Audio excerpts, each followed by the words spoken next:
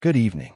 Tonight, we step into a story woven through millennia, a tale of a plant so humble it grows wild by roadsides and in forgotten corners, yet so profound it has touched the dreams of emperors and the visions of mystics. This is not the history of gold or empire, of conquest written in blood and stone. This is something quieter, something older. Something that has traveled through human consciousness since our ancestors first learned to distinguish one green leaf from another in the dawn mists of prehistory. Before you settle in for this journey, take a moment to like this video and subscribe to the channel, but only if this content genuinely speaks to you. Let me know in the comments where you're watching from and what time it is in your world. It's always fascinating to see how far these stories travel, how they find you in your particular corner of existence. Turn off your notifications, dim your lights, and let yourself drift into this strange, aromatic history.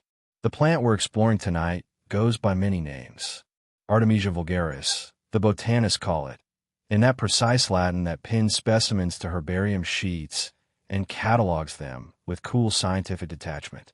But such clinical language fails to capture what this plant has meant to humanity. The Anglo-Saxons called it Mugwort, the oldest of herbs, mighty against evil. The Chinese know it as Ai, the healing leaf, essential to their ancient practice of exhaustion. In medieval Europe, it was the mother of herbs, the Mater Herbarum, accorded a reverence usually reserved for saints and holy relics. Indigenous peoples of North America called it the dream plant, recognizing in its silvery leaves a key to the realm of visions. Common mugwort, as we know it today, seems almost deliberately unassuming in its appearance. It's a perennial herb that prefers disturbed soil and marginal spaces. You'll find it along roadsides, in vacant lots, thriving in the cracks of sidewalks and the neglected corners of urban wastelands. It can grow 6 feet tall when conditions suit it, sending up tall stems from a network of persistent underground rhizomes that make it nearly impossible to eradicate once established. Its leaves are deeply lobed and distinctly two-toned, dark green and smooth on top, silvery white and downy underneath, as though one side belongs to the earthly world and the other to the lunar realm. When you crush those leaves between your fingers, they release a complex, slightly bitter aroma that's been described as sage-like, camphoraceous, faintly sweet, and deeply herbal all at once. The flowers, which appear from July through September, are small and unremarkable. Tiny yellowish-green or reddish-brown flower heads cluster in long, branching panicles. No showy petals, no brilliant colors to attract pollinators. The plant has no interest in such displays. Its power lies elsewhere, in its chemistry, in its long, intricate relationship with human consciousness and culture. What makes this plant extraordinary, what has made it a companion to humanity for thousands of years, isn't immediately visible. It's locked in the complex cocktail of volatile oils, sesquiterpene lactones, flavonoids, and other compounds that permeate its tissues.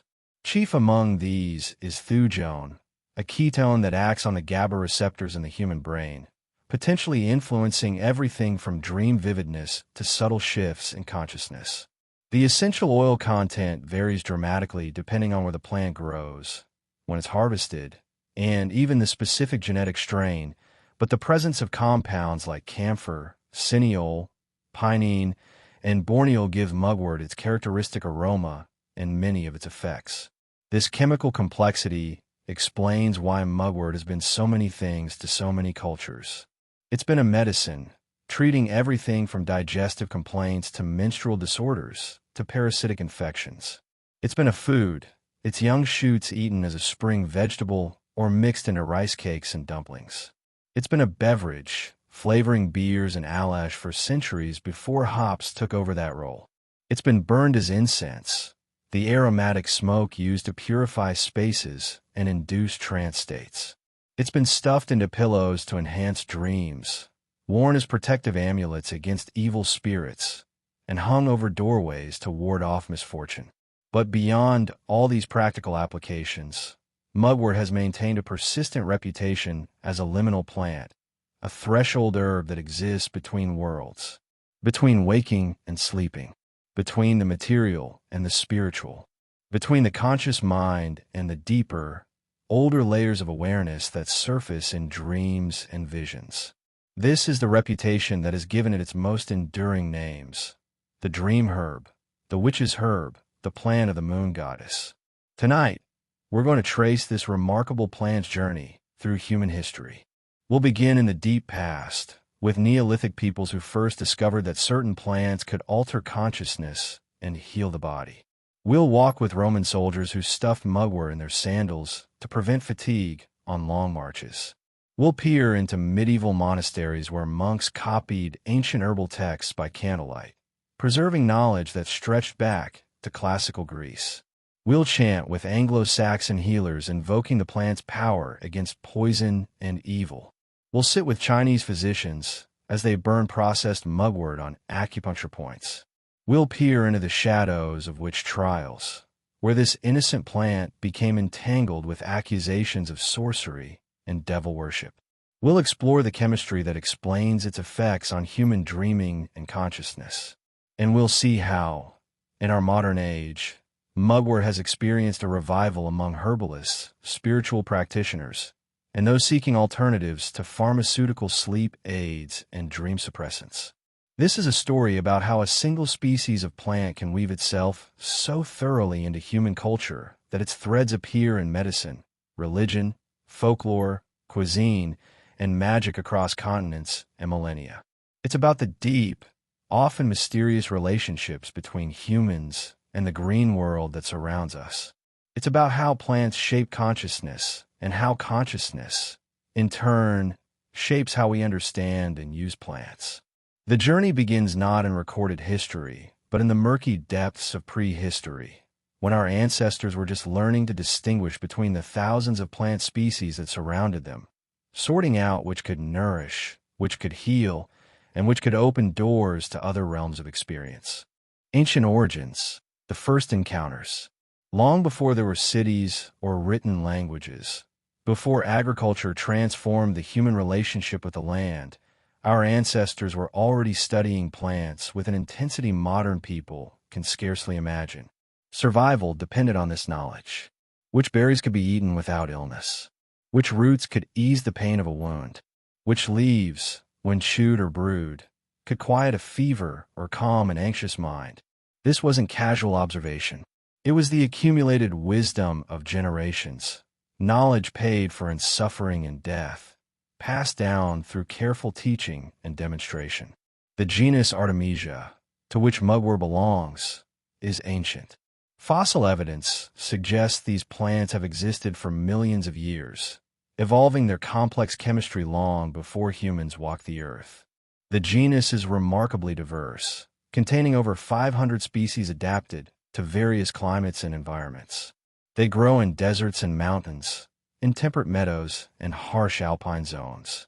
Wherever they grow, Artemisia species tend to be aromatic, containing volatile oils that protect them from browsing animals and perhaps from certain pests. This defensive chemistry would later prove valuable to humans seeking plants with medicinal properties. Common mugwort itself, Artemisia vulgaris, likely evolved in the temperate zones of Europe and Asia. Its preference for disturbed soils means it probably followed early humans, thriving in the clearings we created, the paths we wore into the earth, the waste places around our first permanent settlements. It's what ecologists call a ruderal species, one that colonizes disturbed ground. In this sense, mugwort and humans have been traveling companions for a very long time, the plant following the trail of human disruption across continents. We can't know exactly when humans first discovered mugwort's properties. There are no written records from those early encounters. But we can make educated guesses based on ethnobotanical patterns and archaeological evidence. Early humans were keen observers of animal behavior. They would have noticed if certain animals sought out particular plants when ill or injured. Some researchers believe this is how many medicinal plants were first identified. Perhaps our ancestors saw a deer or wild boar chewing on mugwort leaves when sick or noticed that animals seemed to avoid areas where it grew thickly, suggesting the plant had strong chemical properties. The first concrete evidence of human use of plants in the Artemisia genus comes from archaeological sites in Europe and Asia dating back thousands of years. While direct evidence of mugwort specifically is harder to find, pollen analysis and plant remains at ancient sites suggest Artemisia species were present around human settlements from very early periods. By the Neolithic period, roughly 10,000 years ago, when humans were beginning to shift from hunting and gathering to agriculture, there's clear evidence that people were cultivating and using aromatic and medicinal herbs deliberately. The transition to agriculture meant people stayed in one place long enough to observe plants through their full life cycle, to notice which conditions made them thrive, to experiment with different methods of preparation and preservation, to discover that harvesting at certain times of year yielded stronger effects than at others. This wasn't primitive fumbling. It was sophisticated empirical observation, the foundation of all science and medicine. Mugwort would have been one of many plants our Neolithic ancestors experimented with. Its aromatic properties alone would have made it interesting. In a world without refrigeration or chemical preservatives, aromatic plants had immense practical value. They could be used to mask the smell of stored food, to repel insects from grain stores, to make living spaces more pleasant. The discovery that certain aromatic plants also had medicinal properties must have seemed almost magical. Here was something that smelled good, kept pests away, and could also ease pain or induce sleep. The plant's effects on dreaming might have been discovered almost accidentally. Someone using mugwort for another purpose, perhaps as bedding material because of its pleasant scent and insect-repelling properties, might have noticed their dreams becoming more vivid and memorable. In cultures where dreams were taken seriously as messages from the spirit world or the gods, this would have been a significant discovery. A plant that enhanced dreams would have been valuable not just medicinally, but spiritually. We know from surviving shamanic traditions around the world that plants capable of altering consciousness held special status. They were teachers, allies, doorways to other realms. While mugwort's effects are subtle compared to powerful psychedelics, its reliable ability to enhance dreaming and produce mild alterations in consciousness would have made it a valuable tool for those seeking spiritual experiences or prophetic visions. By the Bronze Age, complex civilizations were emerging in Mesopotamia, Egypt, the Indus Valley, and China. With cities came specialists, scribes, priests, physicians. Knowledge about plants began to be written down, transferred from oral tradition to clay tablets and papyrus scrolls. It's in these early written records that we first find clear references to plants we can identify as members of the Artemisia genus. The ancient Sumerians, who developed one of the earliest writing systems around 3400 BC, left medical texts that mention aromatic plants used in healing rituals and practical medicine. While we can't always be certain of exact plant identifications from these early sources, the descriptions of properties and uses suggest plants like mugwort were already part of the medical repertoire. The Sumerians understood the importance of aromatic smoke, using it in both religious ceremonies and healing practices. Plants were burned to purify spaces, to carry prayers to the gods, and to treat various ailments through fumigation. In ancient Egypt, the great medical papyri that have survived, documents like the Ebers Papyrus from around 1550 BCE, contain extensive plant knowledge. While common mugwort wasn't native to Egypt, other Artemisia species grew in the region, and the Egyptians were in trade contact with regions where mugwort grew. The Egyptian approach to medicine combined practical observation with magical thinking in ways that seemed strange to modern minds, but made perfect sense within their worldview. Disease was caused by both physical factors and spiritual forces. Treatment required both practical remedies and ritual interventions. Plants that had strong effects on the body were seen as having spiritual power as well. The Egyptians were master embalmers, preserving bodies with resins and aromatic plants. This intimate knowledge of plant chemistry and its effects on biological tissue gave them deep insights into medicinal applications. They understood that different plants affected different parts of the body, that dosage mattered enormously, that some preparations were more effective than others. This empirical knowledge was recorded, studied, and refined over centuries. In ancient China, a sophisticated system of medicine was developing that would eventually include mugwort as one of its most important plants. The Chinese had been using various Artemisia species for thousands of years, but it was the development of the theory and practice that gave mugwort its most distinctive application in Chinese medicine. Exhaustion, the burning of processed mugwort on or near the skin at specific points, became a fundamental therapy alongside acupuncture. We'll explore this in much greater detail later, but it's important to note that by 500 BCE or earlier, Chinese physicians were already using mugwort in ways that demonstrated deep understanding of its properties. The Chinese approach to plants was different from the Western tradition in important ways. Rather than focusing primarily on which ailment a plant treated, Chinese medicine thought in terms of energetic properties. Plants were classified as warming or cooling, drying or moistening, ascending or descending. They affected the flow of qi, the vital energy that animated the body. Mugwort was understood as a warming, acrid plant that could dispel cold and dampness, invigorate blood flow, and calm the womb. These categories might seem vague to modern Western minds, but they represented sophisticated clinical observations about how the plant affected physiological processes.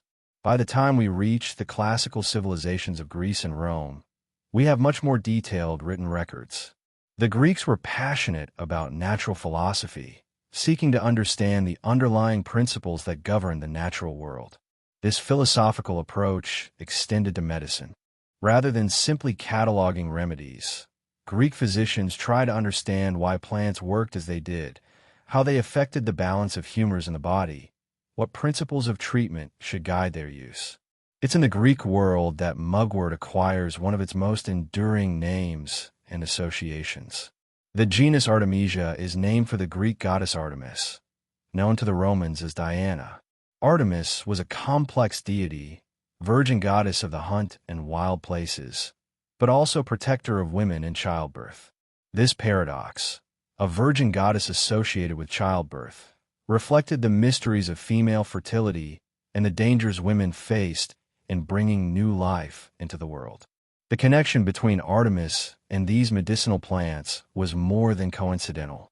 Mugwort and other Artemisia species had a well-established reputation for treating gynecological complaints, regulating menstruation, easing childbirth, and addressing women's reproductive health issues generally. The Greek physician Dioscorides, whose great medical text De Materia Medica would remain authoritative for 1,500 years, described Artemisia species in detail. Writing in the 1st century CE, Dioscorides had traveled widely as a physician with the Roman army, observing plants and their uses across the Mediterranean world. His descriptions of Artemisia included multiple species, and while the exact identification of each is debated by scholars, it's clear that common mugwort was among the plants he described and recommended. Dioscorides wrote that Artemisia was warming and could help expel dead fetuses, provoke menstruation, and ease the afterbirth. It was useful against sciatica and other types of pain when applied as a poultice. It could treat liver ailments when taken internally. These weren't mystical claims, but clinical observations based on extensive use. Dioscorides was an empiricist, recording what he had seen work in practice, even if he didn't always understand the mechanisms. The Roman writer Pliny the Elder, in his vast natural history, offered another origin story for the name Artemisia. He wrote that it might honor Queen Artemisia II of Coria, who ruled in the 4th century BC. After her husband's death, Artemisia was said to have been so grief-stricken that she mixed his ashes with liquid and drank them, while also constructing one of the 7 wonders of the ancient world, the mausoleum at Halicarnassus, in his memory. Pliny suggested the plant was named for her either as a memorial or because she had been a patron of medical knowledge. Whether this story is true or simply a legend Pliny had heard, it adds another layer to the plant's rich mythology. What's clear from both Greek and Roman sources is that by the classical period, mugwort was well established as an important medicinal plant, particularly for women's health. This association would continue throughout history. Every traditional medicine system that employed mugwort recognized its special affinity for the female reproductive system. Modern pharmacological research has begun to explain why. Mugwort contains compounds that can affect hormone levels and have a direct effect on uterine tissue, causing contractions. This is why pregnant women are universally warned against using mugwort. It can trigger miscarriage. The Romans, practical people that they were, found another use for mugwort that became legendary. Roman soldiers supposedly placed mugwort in their sandals to prevent foot fatigue on long marches. Whether this practice was as universal as later writers claimed is debatable, but it makes practical sense. The aromatic oils in the leaves, released by the warmth and pressure of walking, might indeed have had a stimulating or pain-relieving effect. At minimum, the strong scent would have masked foot odor, no small consideration for soldiers on campaign. This practical, almost mundane use of mugwort contrasts sharply with its more mystical applications. But that's characteristic of how useful plants functioned in ancient societies. The same herb that was invoked in religious ceremonies and valued for its spiritual properties was also stuffed into soldiers' boots as a simple physical remedy. The sacred and the practical weren't separated as they tend to be in modern thinking. By the end of the classical period, as the Roman Empire began its long, slow collapse and Europe entered the early medieval period, mugwort had established itself as one of the most widely used and valued medicinal plants in the Western tradition. The knowledge of its properties was preserved in the great medical texts, Dioscorides, Galen, Pliny, which would be copied and recopied by generations of scribes, passing this ancient wisdom forward into new eras and new cultural contexts. But the plant story was far from over. In fact, it was about to enter one of its most interesting phases, as the folk traditions of Northern European peoples, the learning of medieval monasteries, and the ancient classical knowledge all combined to create new understandings and uses for this remarkable plant. Classical antiquity, Greece, Rome, and Artemis. The Mediterranean world of classical antiquity had a peculiar genius for taking folk knowledge and systematizing it, for transforming practical traditions into theoretical frameworks. This is what Greek medicine did with plants. The Greeks didn't invent herbal medicine. That art was as old as humanity itself. But they did something remarkable. They tried to understand the principles behind it, to create rational explanations for why certain plants had certain effects. The earliest Greek medical traditions were closely tied to religion. The god Asclepius, patron of medicine and healing, supposedly taught humans the art of using herbs and performing surgery. His temples were healing sanctuaries where the sick came to be treated by his priests, who practiced a combination of practical medicine and ritual healing. Patients would sleep in the temples, hoping for dreams in which Asclepius or his sacred serpents would appear and prescribe treatments. This practice of incubation, or temple sleep, recognized something that ancient peoples understood, but modern medicine has largely forgotten. That healing is as much a psychological and spiritual process as a physical one. Mugwort, as a plant associated with dreams and with the moon goddess Artemis, would have fit naturally into this temple medicine tradition. Its ability to enhance dreaming would have been valuable in contexts where healing dreams were sought. The plant's physical effects on various ailments could be explained through the humoral theory that dominated Greek medicine, while its dreamwork properties remained in the realm of divine influence. The great physician Hippocrates, often called the father of Western medicine, lived in the 5th century BCE on the island of Kos, one of the major centers of Greek medical learning. Hippocrates and the school associated with him revolutionized medicine by emphasizing observation and logical deduction. They moved away from purely supernatural explanations for disease, looking instead for natural causes. This didn't mean they rejected the use of medicinal plants, far from it. But they tried to understand how plants worked within their theoretical framework of bodily humors and the balance of hot, cold, wet, and dry qualities. The Hippocratic Corpus, a collection of medical writings attributed to Hippocrates and his followers, contains numerous references to plants in the Artemisia genus. These texts describe their uses for provoking menstruation, treating digestive complaints, and addressing various other conditions. The descriptions are clinical, focused on symptoms and treatments, the accumulation of careful observation. Here we see the beginnings of a more scientific approach to herbalism, one that would be refined and elaborated by later physicians. The most influential figure in classical plant medicine was Pedanius Dioscorides, a Greek physician who served with the Roman army in the 1st century CE. His military service took him across much of the known world, from North Africa to the Middle East to Western Europe. Everywhere he went, Dioscorides studied the local flora, interviewed local healers, and observed how plants were used by different cultures. The result of this decades-long project was his masterwork De Materia Medica, completed around 70 CE. De Materia Medica was not simply a list of medicinal plants. It was a systematic pharmacopoeia, describing about 600 plants and their properties, organized by the effects they produced rather than alphabetically. Dioscorides described each plant's appearance, where it grew, how to prepare it, what conditions it treated, and what dosages to use. The book was illustrated, though few of those original illustrations survive. It was meant to be a practical field guide for physicians, apothecaries, and anyone who needed to identify and use medicinal plants. Dioscorides devoted considerable attention to Artemisia species. He distinguished between what he called Artemisia monoclonos and Artemisia tenuifolia, probably two different species or subspecies of the genus. His descriptions emphasize their warming, drying properties, and their particular efficacy in women's medicine. He wrote that Artemisia could warm the womb and provoke menstruation, help expel the afterbirth, treat inflammation of the womb, and ease pain. These were not minor concerns in a world where childbirth was one of the leading causes of death for women. Beyond gynecological uses, Dioscorides noted that Artemisia could treat digestive problems, kill intestinal worms, ease pain when applied as a poultice, and strengthen the body generally.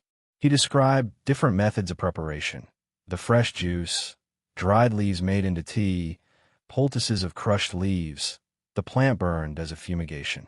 This attention to different preparations shows sophisticated understanding. The same plant could have different effects depending on how it was prepared and administered. What's striking about Dioscorides' approach is its practicality and lack of superstition. While he mentions that plants were often associated with gods and goddesses, his actual descriptions focus on observable physical effects. He was training physicians to be effective practitioners, not mystics or magicians. Yet this empirical approach existed alongside the understanding that certain plants, mugwort among them, had subtle effects on consciousness and dreams that were harder to quantify, but no less real. The influence of De Materia Medica cannot be overstated. It remained the standard pharmacological text in Europe for over 1,500 years. Every medieval herbalist, every Renaissance physician, every apothecary from the fall of Rome until well into the modern era consulted Dioscorides. His descriptions shaped how Westerners understood and used plants for millennia. When later writers discussed mugwort, they almost always referenced Dioscorides, either directly quoting him or elaborating on his observations. The other towering figure of classical medicine was Galen of Pergamon, who lived in the 2nd century CE. While Dioscorides was primarily a pharmacologist, documenting plants and their uses, Galen was more interested in theory, in understanding the underlying principles that govern the body and how medicines affected it. Galen served as physician to several Roman emperors and was the most famous doctor of his age. His vast body of writings covered every aspect of medicine, and he frequently discussed the use of medicinal plants, including Artemisia.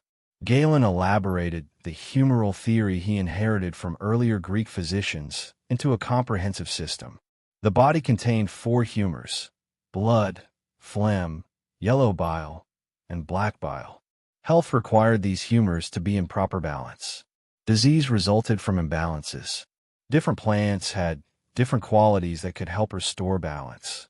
Galen classified plants as hot or cold, dry or moist, in varying degrees. Mugwort was considered hot and dry in the second degree, meaning it had a moderately warming and drying effect on the body. This might seem like mere abstract theorizing, but it had practical implications. If a patient suffered from an excess of cold, moist conditions, say, congestion with clear phlegm, feeling chilled, lethargy, a physician trained in Galenic principles would prescribe warming, drying herbs like mugwort. If the problem involved too much heat and dryness, fever, thirst, agitation, mugwort would be contraindicated. This system gave physicians a framework for thinking about treatment, even if the underlying theory was scientifically incorrect. Galen also emphasized the importance of proper harvesting and preparation of medicines. He wrote about the necessity of picking plants at the right time of year, drying them properly, storing them correctly. He understood that potency varied depending on these factors. A carelessly prepared medicine might be ineffective or even harmful.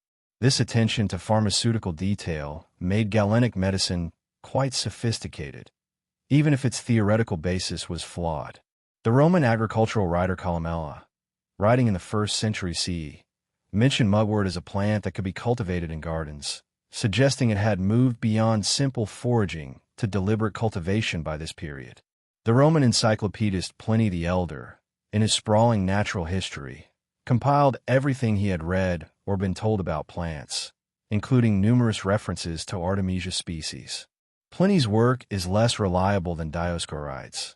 He included a lot of hearsay and folk beliefs without critical evaluation, but it's valuable for showing us the range of ideas circulating about plants in the Roman world.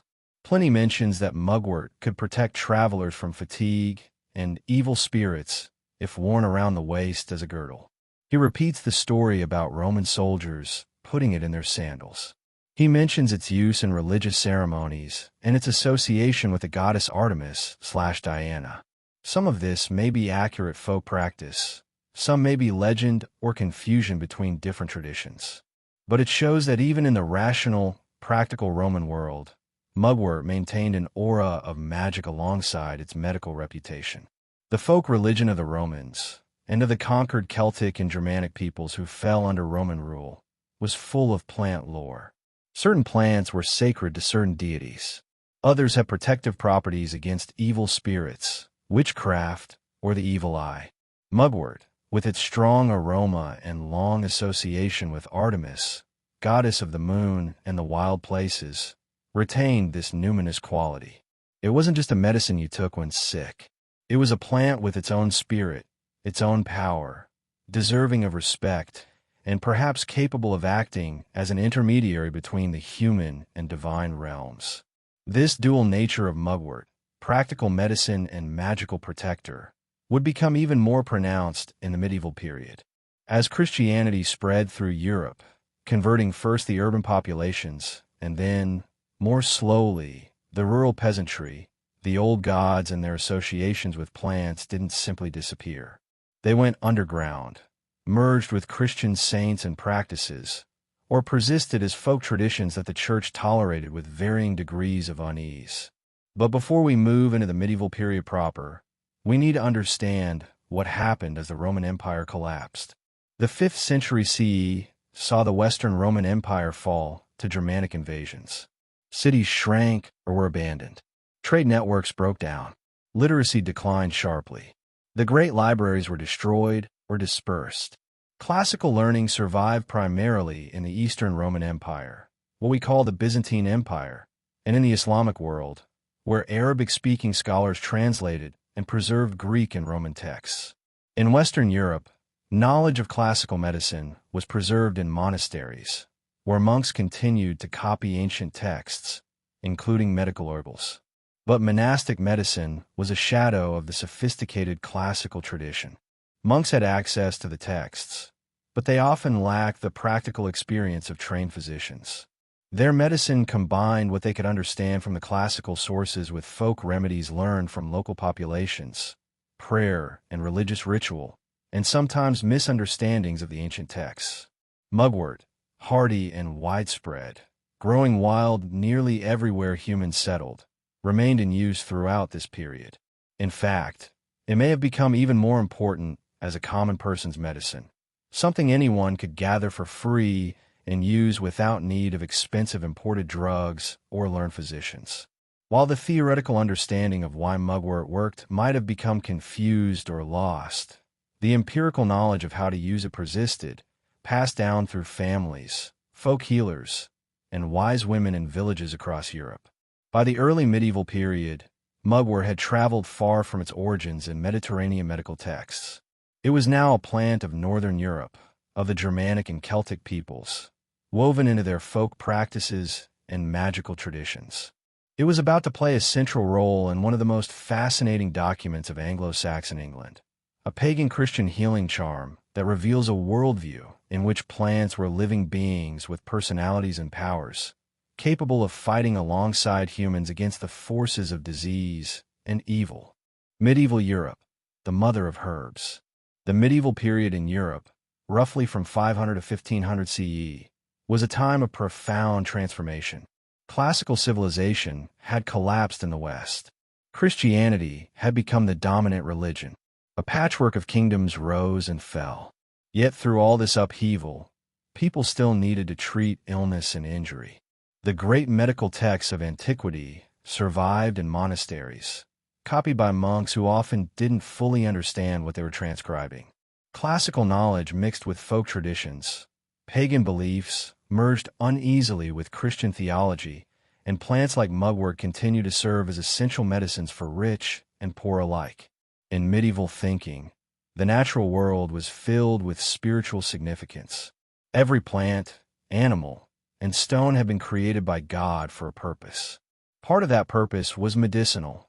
God had thoughtfully provided cures for all human ailments, encoded in the plants and minerals of creation. The task of the herbalist or physician was to discover these God-given remedies through observation, experimentation, and the study of ancient texts. This was not seen as contradicting faith, but as revealing divine providence.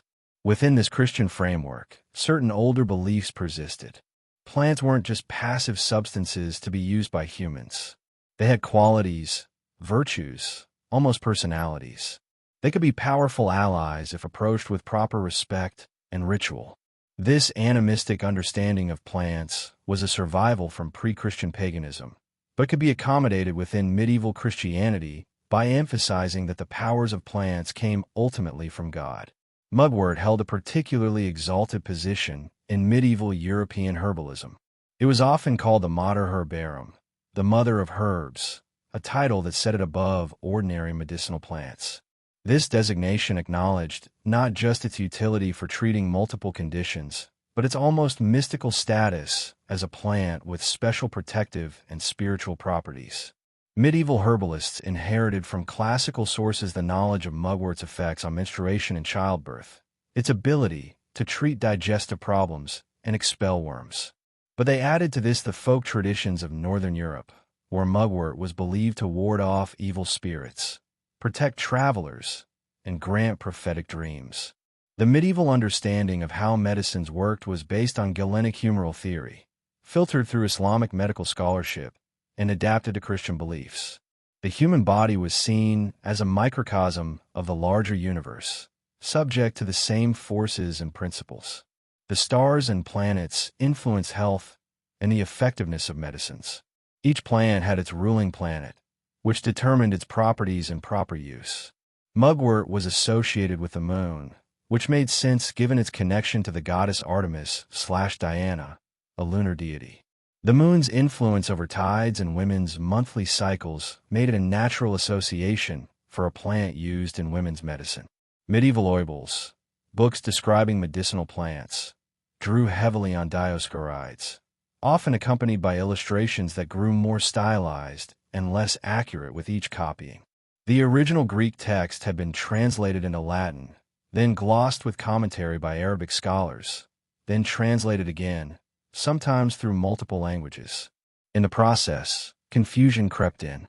Different plants might be conflated. Preparations might be misunderstood. Mystical associations might be added or emphasized over practical uses. Yet the core knowledge persisted.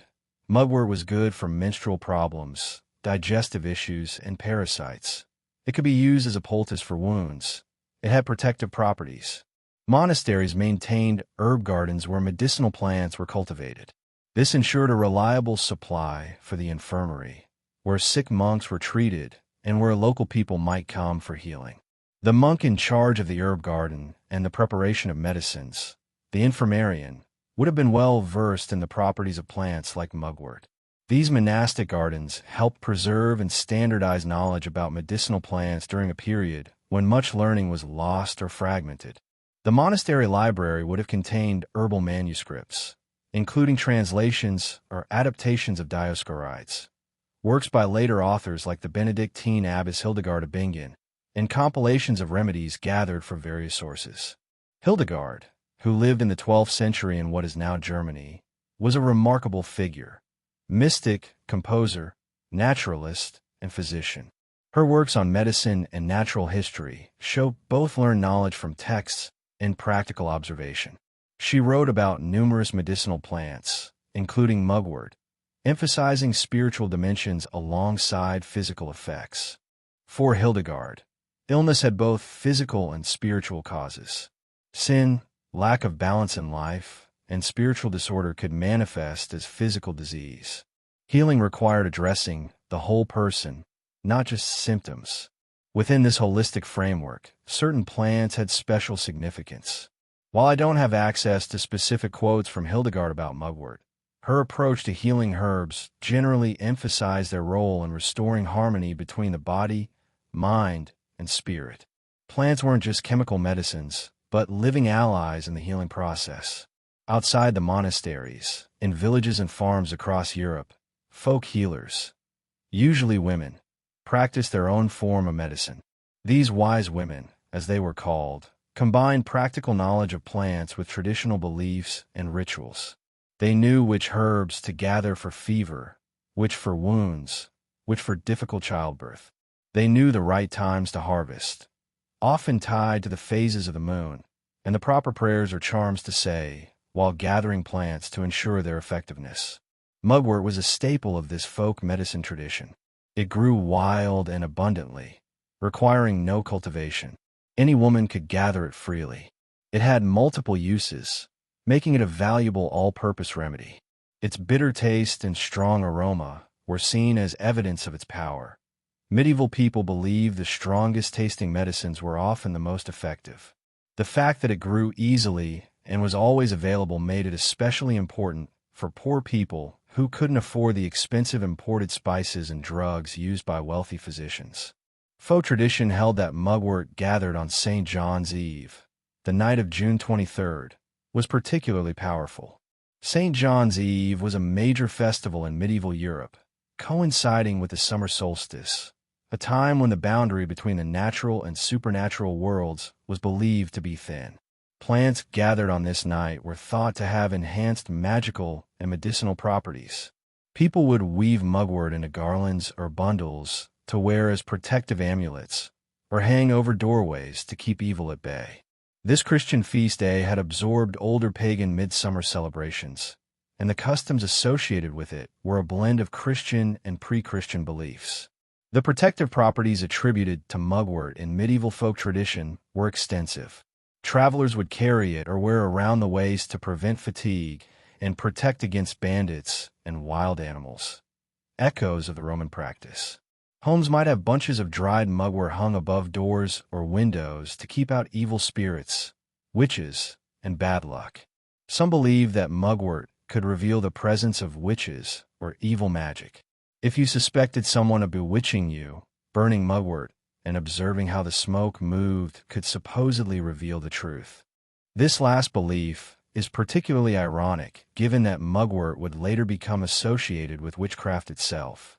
In medieval folk culture, there was a fine line between the beneficial magic of wise women and the malevolent sorcery of witches. The same herbs, the same knowledge, could be used for healing or harm. A wise woman who helped her neighbors with herbal remedies might be respected in good times, but suspected of witchcraft if something went wrong. If the herbs didn't work, if the patient died, if other misfortunes befell the village. The medieval church's attitude toward herbal medicine was complex. On one hand, using herbs to heal was seen as making use of God's creation for its intended purpose, a virtuous activity. On the other hand, when herbal medicine became entangled with charms, rituals, and invocations that seemed to call on supernatural powers other than God, the church grew suspicious. The line between prayer and spell, between Christian blessing and pagan incantation, was not always clear.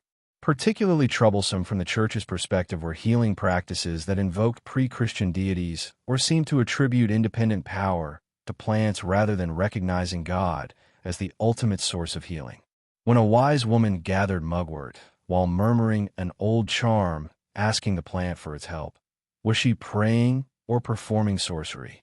When she told a patient to wear a bundle of mugwort for protection, was she offering a God-given remedy or an ungodly magical amulet? These questions would become more urgent during the late medieval period and the early modern era, as fears of witchcraft escalated into witch hunts. But throughout most of the medieval period, the church tolerated folk healing practices, recognizing their value to communities. Bishops might issue warnings against superstitious beliefs or forbid certain practices that seemed too pagan, but they didn't systematically persecute herbalists. The violent witch persecutions came later. Medieval medicine, whether practiced by learned physicians or village-wise women, recognized that plants like mugwort worked. People got better when they used them. The explanations for why they worked varied. Learned physicians spoke of humoral balance and the influence of planetary rulers. Folk healers might speak of the plant's spirit agreeing to help. Both were trying to explain empirical observations that certain preparations of certain plants reliably produce certain effects. The preparation and administration of herbal medicines in the medieval period was more elaborate than simply eating or drinking the plant. Different conditions called for different preparations. For digestive complaints, mugwort might be made into a tea or decoction. For menstrual problems, a stronger preparation, perhaps a tincture in wine or ale, might be used. For wounds or skin conditions, the leaves could be crushed and applied as a poultice. To ward off evil or enhance dreams, it could be burned as incense or stuffed into a small cloth bag to wear or place under the pillow. Each method of preparation was believed to extract or emphasize different properties of the plant. This wasn't purely magical thinking. We now know that different methods of extraction do in fact yield different chemical constituents. Water-soluble compounds come out in teas. Alcohol dissolves different substances than water. Heat alters some compounds while preserving others. Medieval herbalists had discovered through trial and error that their different preparations worked differently, even if they didn't understand the chemistry behind it. One medieval text that has survived and gives us insight into how mugwort was understood and used is the Hortulus, a poem about medicinal plants written by Walafrid Strabo, a Benedictine monk in the 9th century. While Walafrid's poem focuses on plants in his monastery garden, and his discussions of each plant are brief, the very fact that he included mugwort shows it was considered important enough to cultivate. His verses, like much medieval writing about plants, blend practical information with more poetic or symbolic associations. The medieval period also saw the development of the doctrine of signatures, the belief that God had marked plants with visible signs indicating their medicinal uses. A plant with heart-shaped leaves might be good for the heart. One with yellow sap might treat jaundice. Red flowers might help with blood disorders. Mugwort's silvery underside was sometimes interpreted as a lunar signature, confirming its association with the moon and by extension with women's health, since the moon's cycle corresponded to the menstrual cycle. While the doctrine of signatures might seem like pure superstition, it served a practical purpose. It gave herbalists a mnemonic system for remembering uses and associations. In a largely illiterate society, where knowledge was transmitted orally, such memory aids were valuable, and sometimes the signatures were valid, even if the reasoning was wrong. The bitter taste of many medicinal plants, a chemical signature, does correlate with their effectiveness for certain conditions, because bitter compounds often have antimicrobial or digestive stimulating properties. By the late medieval period, mugwort was firmly established as one of Europe's most important medicinal plants. It appeared in virtually every herbal and medical text. It was cultivated in monastery and castle gardens. It grew wild near every village, available to all. Its uses were known by learned physicians and illiterate peasants alike. It was both common and sacred, everyday medicine and magical protector. This duality would continue into the early modern period, where it would play an important role in one of the most significant cultural documents of early medieval Britain. Anglo-Saxon medicine and the nine herbs charm. The conversion of the Anglo-Saxon kingdoms to Christianity, which took place gradually from the late 6th century onwards, created a fascinating cultural moment. The new Christian faith was spreading, bringing with it literacy, continental learning, and connections to the broader Christian world. But the old pagan beliefs and practices of the Germanic peoples who had settled in Britain didn't simply vanish. For centuries, they coexisted, merged, and influenced each other in complex ways. Nowhere is this cultural blending more visible than in Anglo-Saxon medicine, particularly in the remarkable document known as the Nine Herbs Charm. This 10th century text, preserved in a manuscript called the Lac Nunga, is part medical treatment and part incantation. It invokes both the Christian god and the pagan god Woden. It treats plants as conscious beings with their own powers and histories, and it places mugwort first and foremost among the 9 sacred herbs, calling it the oldest of herbs, mighty against poison and evil. The Lac Nunga is a collection of medical remedies, prayers, and charms compiled around the year 1000. The manuscript itself, British Library Harley MS 585, is a jumble of different texts on various ailments and their treatments. Some remedies are purely practical, listing herbs and preparation methods with no ritual element. Others are explicitly religious, invoking Christian saints and prayers.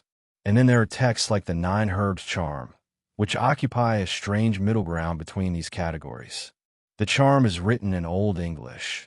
The language of the Anglo-Saxons before the Norman conquest transformed it into Middle English. Even to modern scholars who can read Old English, some passages of the charm remain obscure, possibly corrupted by copyists who didn't fully understand what they were transcribing. But the core of the charm is clear. It's a treatment for poison or infection involving 9 specific herbs prepared in a particular way, while a ritual incantation is spoken. The text begins by addressing mugwort directly. Gemine you, mugwort, wait you eldest. Remember thou, mugwort, what thou declared. This direct address to the plant is striking. The herb is not a passive ingredient, but an active participant in the healing, with its own history and power. The charm reminds mugwort of what it revealed at Regenmeld, a mysterious term that likely refers to the council of the gods or divine revelation. Mugwort is called Una, meaning first or eldest, and Ildast Werda, oldest of herbs. It has power against 3 and against 30, against poison and against infection, against the loathsome one that travels through the land. These phrases are dense with meaning. The numbers 3 and 30 are significant in Germanic paganism and folklore. They suggest completeness or totality. Mugwort is effective against all forms of affliction. The loathsome one that travels through the land could refer to disease personified, to evil spirits, or perhaps to the devil. The ambiguity is probably deliberate. The charm works on multiple levels, as practical medicine against real physical ailments, and as spiritual protection against supernatural threats. After addressing mugwort, the charm turns to each of the other 8 herbs in succession. Waybroad plantain is called the mother of herbs, praised for its ability to withstand trampling. Carts rolled over it, ladies rode over it, brides cried over it, bulls snorted over it, yet it withstood all. This resilience makes it powerful against poison and infection. The text continues through stun, probably watercress, adderloth, possibly betony or another plant. The identification is debated. mayweed or chamomile, nettle, crabapple, chervil, and fennel. Each herb is praised for its particular qualities, addressed as a person, reminded of its power. The cumulative effect is to build a sense that these 9 plants are a kind of warrior band, each with its own strength, coming together to fight disease and evil. They're not just chemicals to be consumed. They're allies, spirits, beings with their own agency. The charm then shifts into a passage that's explicitly mythological. It describes how a serpent came crawling and attacked a man. The god Woden took 9 glory twigs, presumably branches of these 9 herbs, and struck the serpent, which flew apart into 9 pieces. This is a pagan creation myth for the 9 herbs, explaining their origin and power through the actions of Woden, the chief god of the Anglo-Saxon pantheon. The inclusion of Woden is remarkable in a nominally Christian text. By the 10th century, Christianity had been established in England for centuries. Yet here in a manuscript that also contains prayers to Christian saints, we find a pagan god invoked as the source of healing power. This wasn't seen as contradictory at the time. The Anglo-Saxons were practical about their religion. If an old charm worked, if people believe in its efficacy, then it could be incorporated into Christian practice with a few modifications. Woden might be reinterpreted as a powerful saint or as prefiguring Christ. Or he might simply be left as he is, a survival from the old religion tolerated because the treatment was effective. After the mythological section, the charm lists 9 venoms, or poisons that the herbs can combat. Most are colors: red venom, brown venom, white venom, and so on. Scholars debate what these refer to. They might represent different types of infection, characterized by different color discharges or inflammation. They might be more symbolic, representing different qualities of evil or harm. The mysterious language probably had clear meaning to the people who used the charm, but that meaning is partially lost to us now. Finally, the charm provides practical instructions for preparation. The 9 herbs are to be pounded into powder and mixed with soap and apple juice. This mixture is made into a paste using water and ashes. Fennel is boiled in the paste. The whole preparation is then applied to the affected area, while the charm is sung 3 times over each herb before preparation, over the mixture, and over the patient. The charm is to be sung into the patient's mouth, both ears, and directly onto the wound. This ritualized preparation and application is crucial. Simply using the herbs isn't enough. The charm, the verbal formula, is what activates their power, reminds them of their nature, binds them to the healing work. The repetition of singing it 3 times over various elements of the process reinforces its efficacy. 3 is a sacred number in many traditions, including Christianity, the Trinity, and Germanic paganism. The inclusion of soap in the preparation is interesting. By the 10th century, soap made from animal fats and wood ashes was a common product. Using it in a medical salve makes practical sense. It would help clean the wound, but might also have symbolic significance. Soap purifies, removing dirt and corruption. In a culture where physical and spiritual cleanliness were connected, soap in a healing salve worked on both literal and metaphorical levels. The apple juice, or apple pulp, the Old English is ambiguous, might have been chosen for its pleasant taste, making the bitter herbs more palatable. But apples had their own symbolic significance in Anglo-Saxon culture, associated with health and vitality. The choice of ingredients in the charm is never arbitrary. Each element contributes both practically and symbolically to the overall work. What's most striking about the 9 herbs charm from a modern perspective is its worldview. It comes from a time when the boundaries between physical and spiritual, natural and supernatural, were more permeable than we generally think today. Disease wasn't just a biological process. It could be caused by evil spirits, curses, or moral failing. Treatment required addressing all these dimensions. The herbs worked chemically to heal the body. The ritual and incantation worked spiritually to drive out evil influences. The physician's faith and the patient's belief contributed to the cure. All these elements were necessary and interconnected. This holistic approach to healing while foreign to modern scientific medicine, wasn't necessarily less effective within its own context. We now know that the placebo effect is real. Belief in a treatment does contribute to healing outcomes. The ritual and spiritual dimensions of the 9 herbs charm would have strengthened both the healer's confidence and the patient's hope. Combined with the genuine pharmacological effects of the herbs, several of the 9 herbs charm plants do have antibacterial and anti-inflammatory properties. The treatment likely worked as well as any medicine available in 10th century Europe. Mugwort's placement first in the charm, its titles as oldest and first, its special praise, all indicate its high status in Anglo-Saxon medicine. The same qualities that made it important in classical medicine, its effectiveness for multiple conditions, its strong taste and aroma suggesting power, its long history of use, made it equally valued among the Germanic peoples of early medieval Britain. The charm also reveals that Mugwort's reputation extended beyond physical healing to protection against spiritual dangers. The loathsome one that travels through the land sounds like a demon or evil spirit. Mugwort's power to combat such threats made it valuable not just in the sick room, but as a general protective charm. People might carry it or hang it in their homes, as the charm suggests, believing it could ward off evil just as it could cure disease. The 9 herbs charm survived the Norman conquest and the transformation of English culture that followed. It was copied and preserved, though probably not fully understood by later scribes. By the late medieval period, when it was written down in the form we have today, the old pagan references were curiosities, survivals from an earlier age. But they preserve for us a window into a worldview where plants like mugwort were not just useful resources, but living powers, members of a sacred community of healing forces that could be called upon in times of need.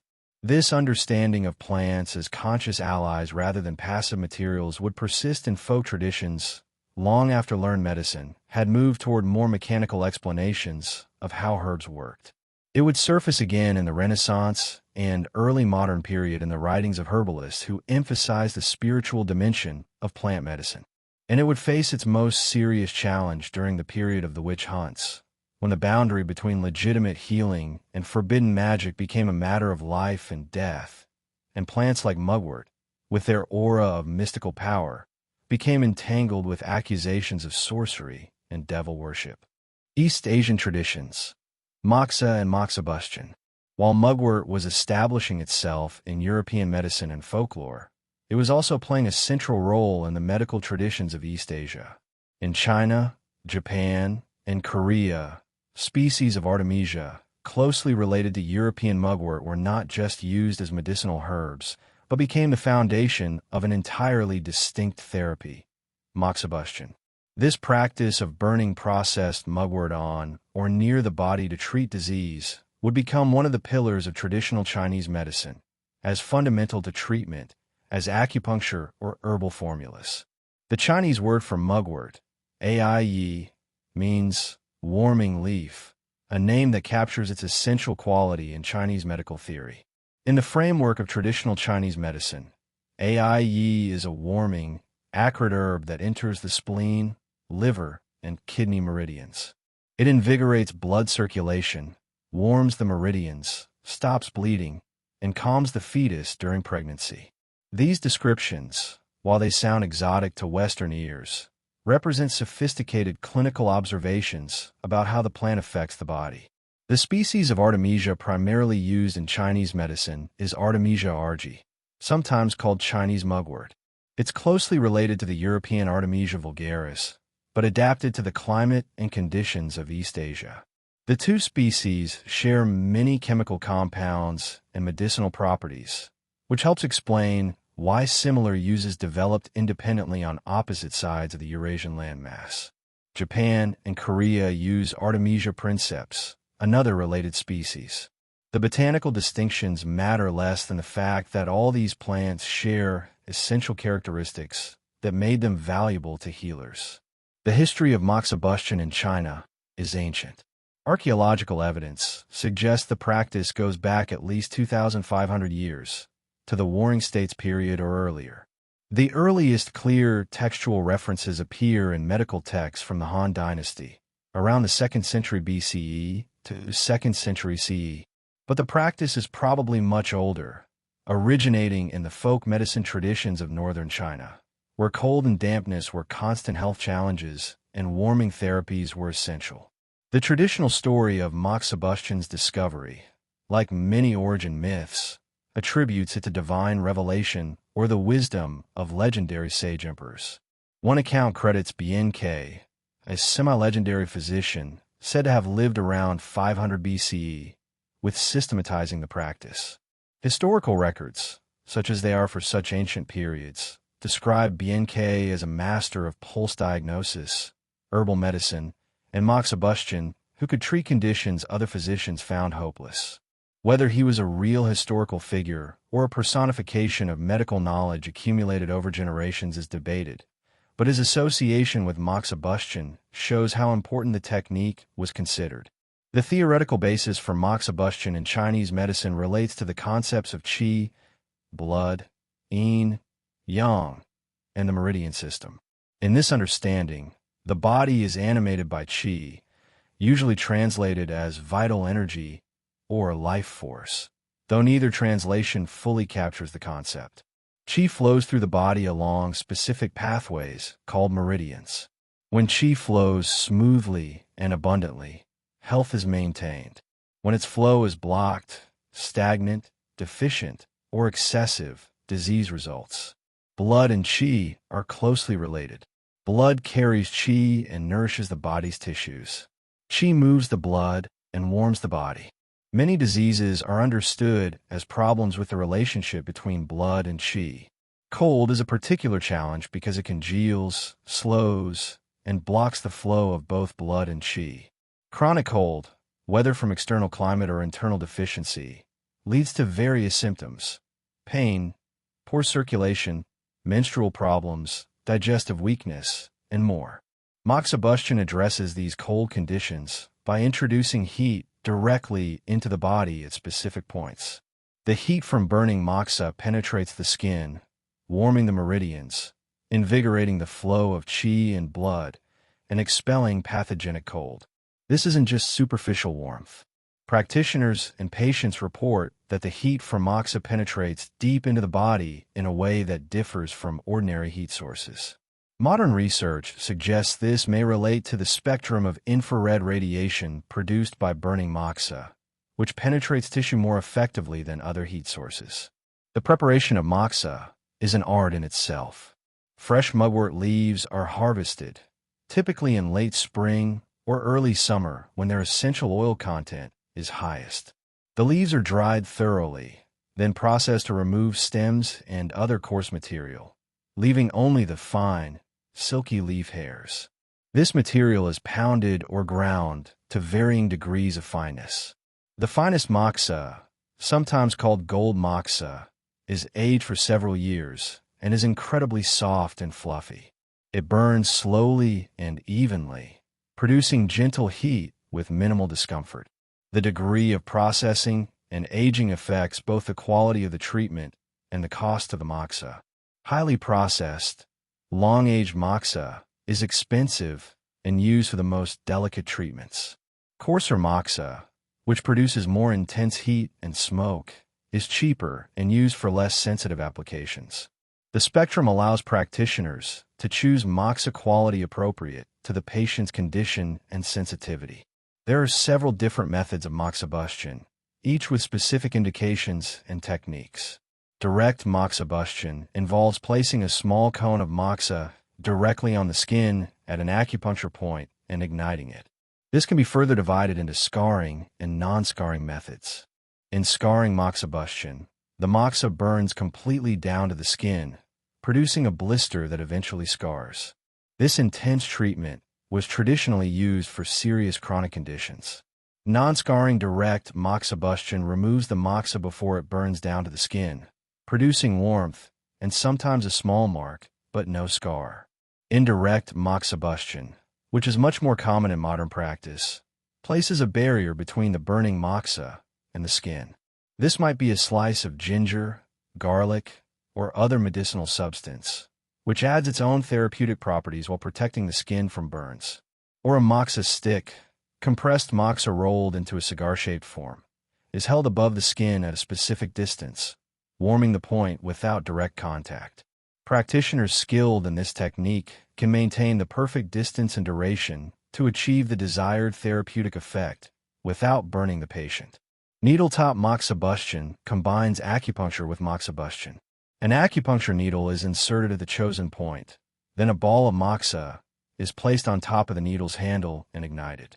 The heat travels down the needle directly into the acupoint, creating a warming and stimulating effect deeper than surface warming alone. This technique requires considerable skill. The needle must be inserted correctly, and the amount of moxa must be calibrated to provide therapeutic heat without conducting so much heat down the needle that it burns tissue. The choice of which points to treat with moxibustion depends on the diagnosis. Chinese medicine recognizes hundreds of acupuncture points, each with specific functions and indications. Some points are particularly responsive to moxibustion. St. 36, Zhusanli, located on the lower leg, is one of the most commonly used. It's considered a major point for strengthening qi and yang, improving digestive function, and boosting overall vitality. Elderly people in China and Japan traditionally practiced regular moxibustion on this point as a preventive health measure, believing it extended life and maintained vigor. Other points frequently treated with moxibustion include those on the lower abdomen for gynecological problems, menstrual irregularities, and digestive issues. Points on the lower back might be treated for kidney yang deficiency, chronic lower back pain, or reproductive problems. The choice depends on the individual patient's pattern of imbalance, as determined through pulse diagnosis, tongue examination, questioning about symptoms, and observation of complexion, voice, and demeanor. The sensations during moxibustion are distinctive.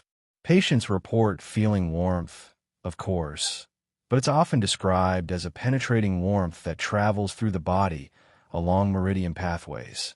Some people feel a pleasant tingling or movement of energy. Others feel deep relaxation as chronic tension and pain release under the warming influence of the moxa. The smell of burning mugwort is also part of the experience, sweet, slightly acrid, unmistakably herbal. For patients familiar with the treatment, the smell itself can induce relaxation and a sense of healing. Moxibustion spread from China throughout East Asia, along with other aspects of Chinese medicine. In Japan, it became an established practice known as magusa, the Japanese pronunciation of the Chinese term for moxa. Japanese practitioners developed their own innovations and preferences. They tended to favor smaller, gentler cones of moxa and more refined techniques.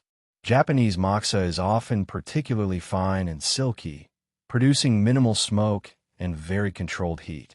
The haiku poet Matsuo Basho, who lived in the late 17th century, referenced moxibustion in his writings. Before embarking on his famous journey to the remote northern provinces, a journey chronicled in the narrow road to the deep north, Basho applied moxibustion to his knees to strengthen them for the arduous walking ahead. This wasn't unusual. Travelers regularly used moxibustion as a preventive treatment before long journeys, much as European travelers carried mugwort for protection. In Korea, moxibustion using their local Artemisia princeps, suck in Korean, became an integral part of traditional medicine. Korean practitioners developed their own techniques and point combinations, though the underlying theory remains similar to Chinese medicine. Korean folk medicine also made extensive use of mugwort in food, particularly in soups and rice cakes, as both nutrition and medicine. The theoretical understanding of why moxibustion works has remained relatively consistent across East Asian medical traditions, even as techniques varied. The burning of mugwort at specific points strengthens yang, the warming, active principle, invigorates blood and qi circulation, expels pathogenic factors, especially cold and dampness, and tonifies deficiency. These explanations might seem obscure to those unfamiliar with Chinese medical theory, but they represent a sophisticated clinical framework that guided treatment decisions for centuries. Modern scientific research on moxibustion has attempted to identify mechanisms of action in biochemical terms. Studies have found that moxibustion produces measurable effects: increased white blood cell count, suggesting immune stimulation; improved circulation in the treated area; changes in various biochemical markers; and documented pain relief. The infrared radiation produced by burning moxa may play a role, penetrating tissues and affecting cellular processes. The chemical compounds in mugwort smoke may have pharmacological effects when absorbed through the skin. One of the more intriguing findings for modern research concerns the use of moxibustion to turn breech babies. In Chinese medicine, a specific point on the little toe, BL 67, is traditionally treated with moxibustion late in pregnancy to encourage a breech fetus to turn head down. Several studies have suggested this treatment is more effective than no treatment, though the mechanism is unclear. Proposed explanations include stimulation of the mother's adrenal glands, increasing cortisol levels that might affect fetal behavior, or simply the relaxation and increased blood flow induced by the treatment, creating conditions favorable to fetal movement. The practice of moxibustion faced challenges during China's modernization in the 20th century. As Western medicine became dominant, traditional practices were sometimes dismissed as superstitious or unscientific.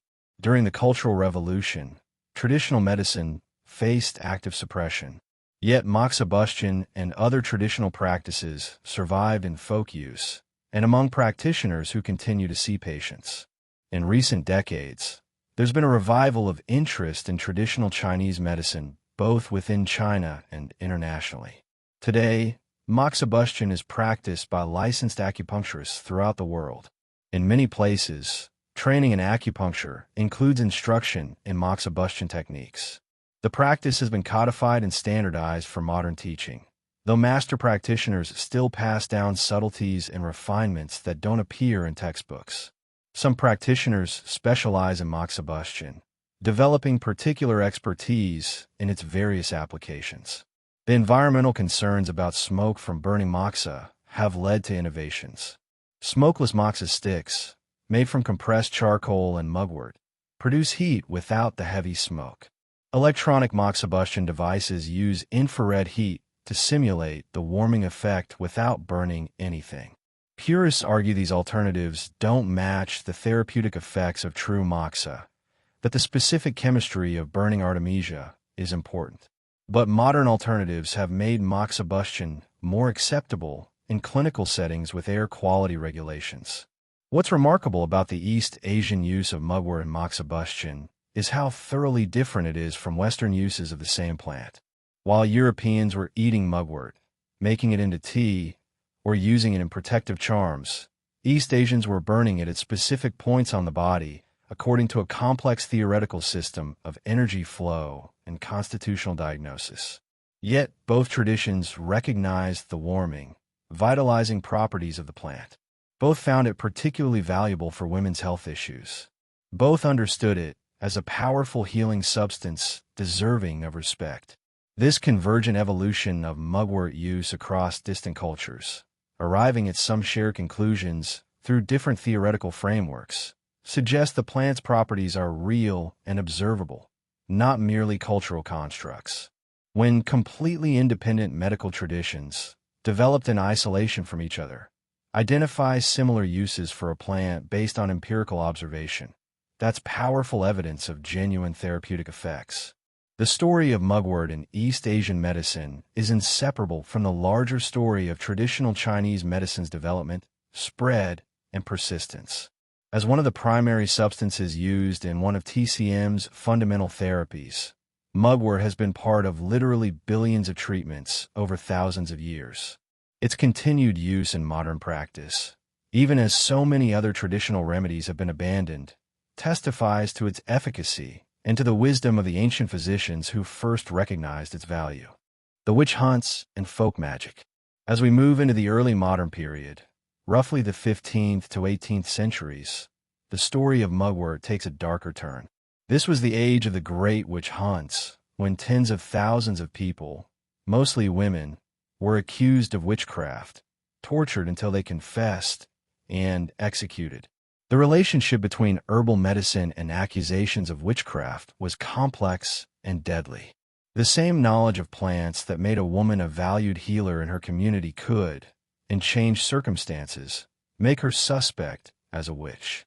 To understand how mugwort became entangled with witchcraft, we need to understand the nature of the witch hunts themselves. These were not mere superstitious panics.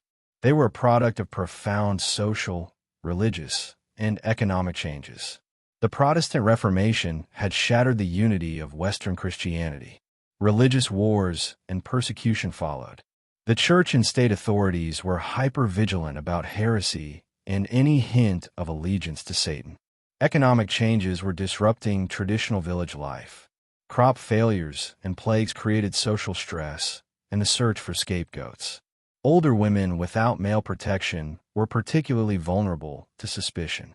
The conceptual framework for witch hunts came from elite demonology, the supposedly learned study of demons and how they operated in the world.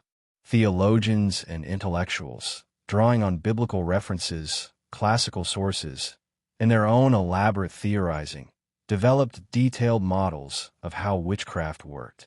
Witches, they believed, had made pacts with the devil, giving them supernatural powers in exchange for their souls. These powers allowed them to harm their neighbors, cause crop failures and livestock deaths, inflict disease, and even fly through the air to secret meetings called Sabbaths where they worshipped Satan in obscene rituals. This learned demonology filtered down to the common people, merging with older folk beliefs about malevolent magic and supernatural harm. The result was a climate of fear where misfortune could be blamed on witchcraft, where old grudges could be prosecuted as demonic conspiracy, where anyone who seemed different or threatening could be accused. Women who knew too much about herbs and healing were particularly suspect. Their knowledge seemed uncanny. Their remedies worked through mysterious means. They muttered strange words over their preparations. They gathered plants at odd hours, sometimes at night by moonlight. They lived alone, without the protection of male relatives. They didn't conform to accepted feminine roles.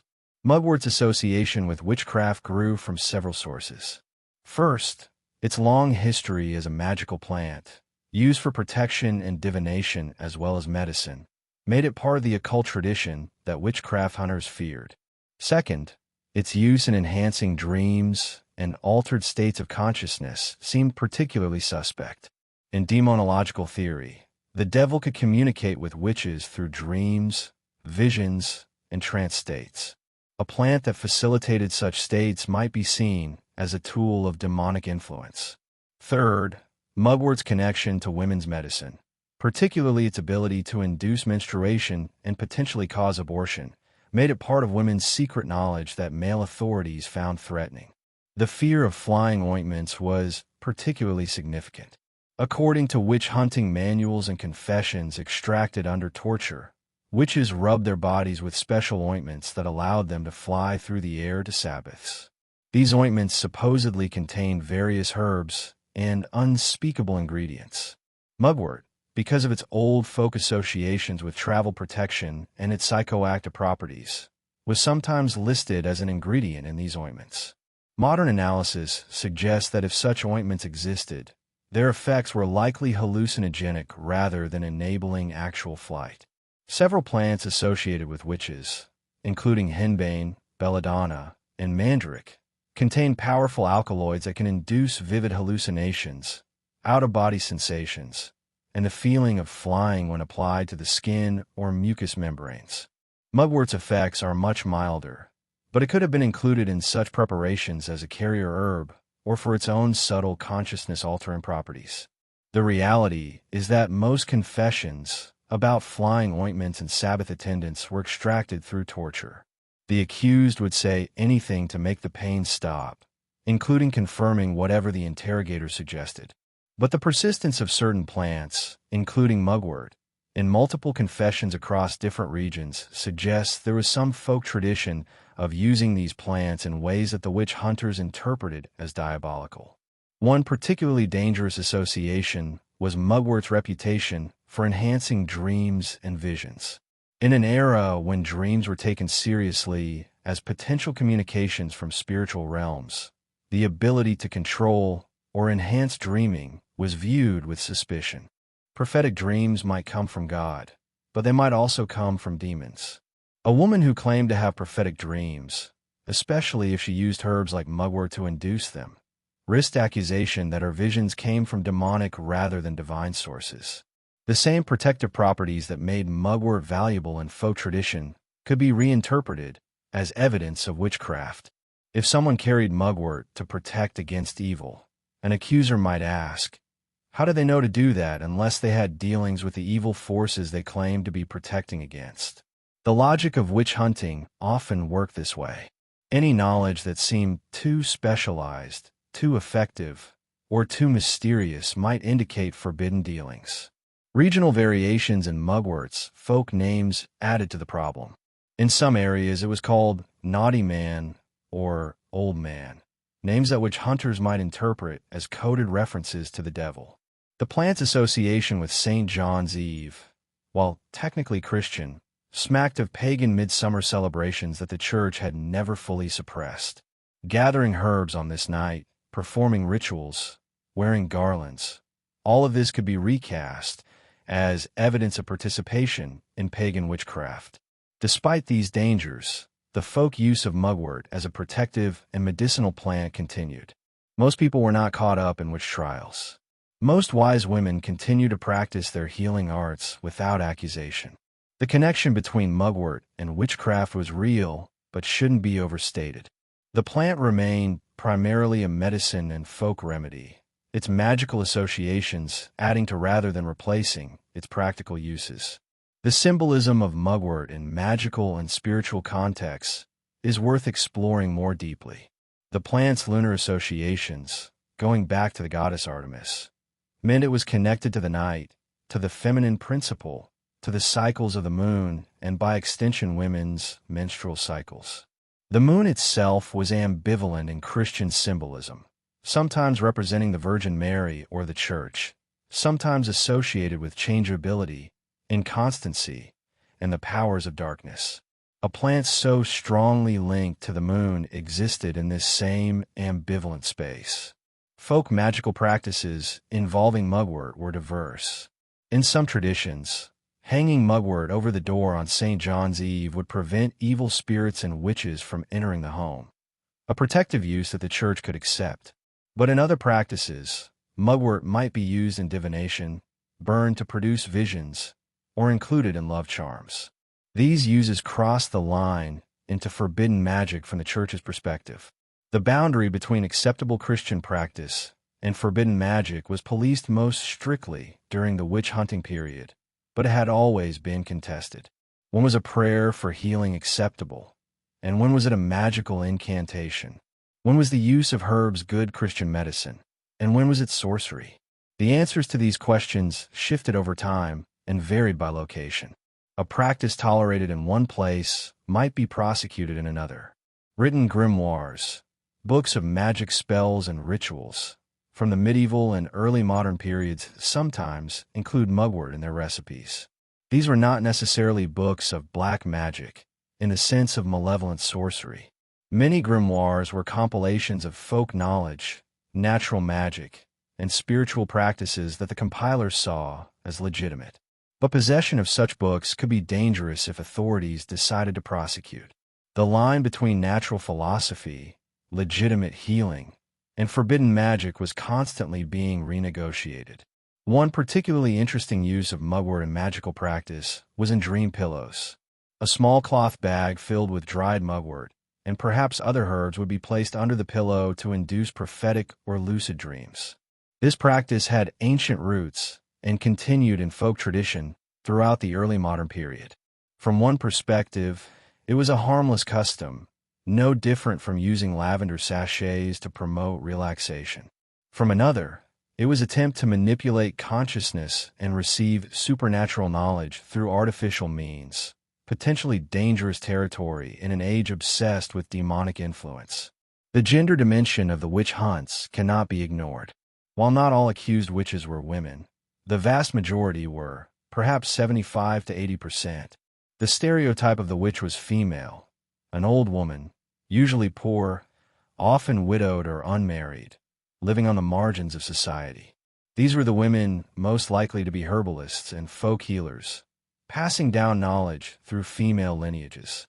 The systematic persecution of such women was also, whether consciously or not, an attack on women's knowledge and autonomy, particularly in areas like reproductive health where women's expertise had traditionally held sway.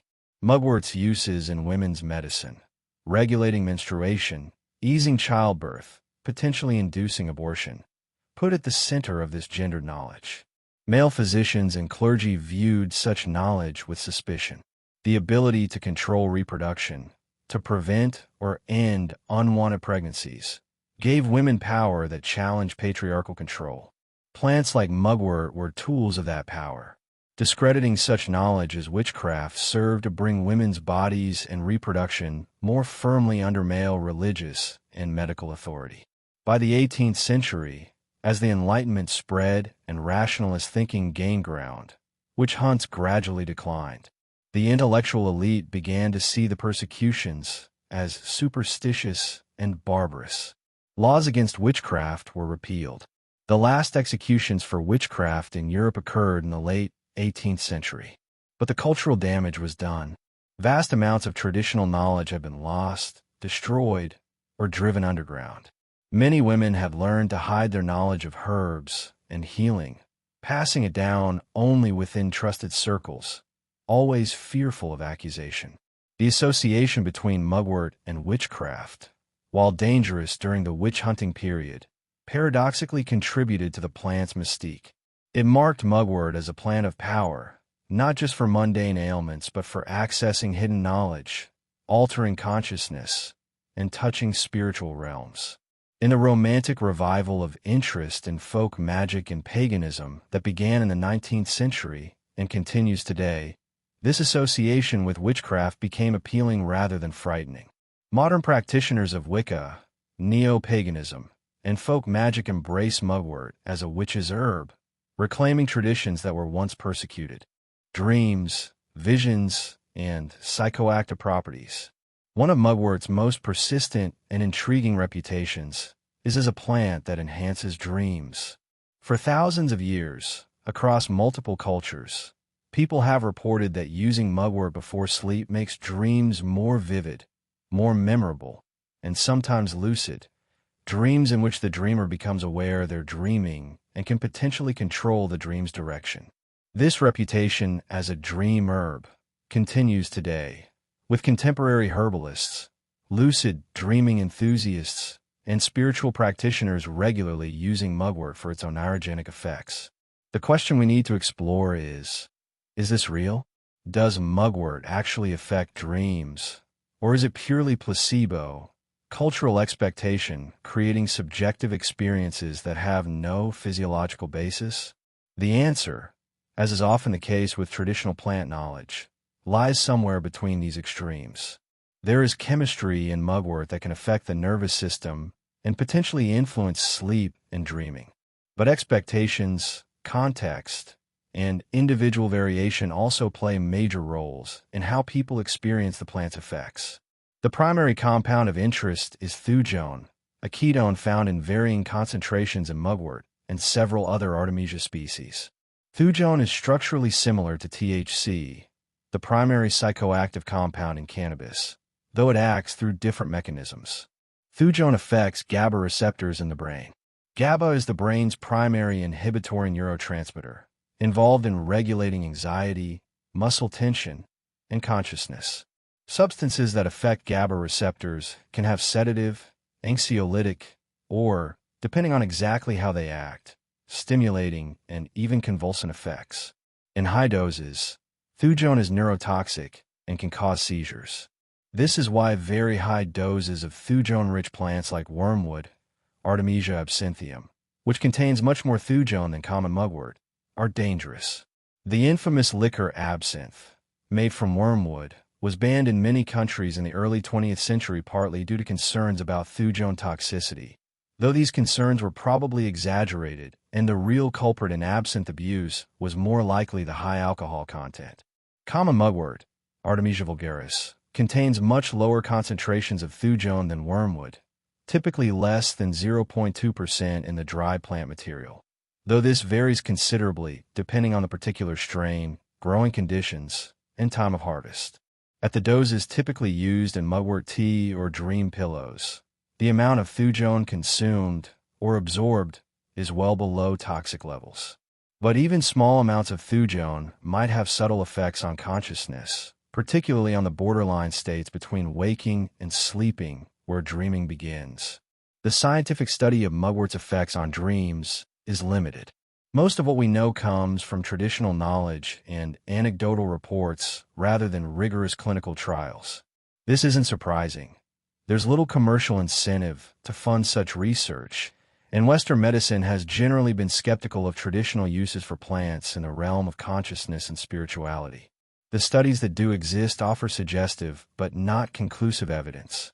Some research has looked at how thujone affects neurotransmitter systems. Studies show it does indeed interact with GABA receptors, though in complex ways that depend on concentration. Low concentrations might enhance GABA's inhibitory effects, producing relaxation and potentially facilitating the transition to sleep. The relationship between GABA activity and dreaming is also complex. GABA levels fluctuate through sleep cycles.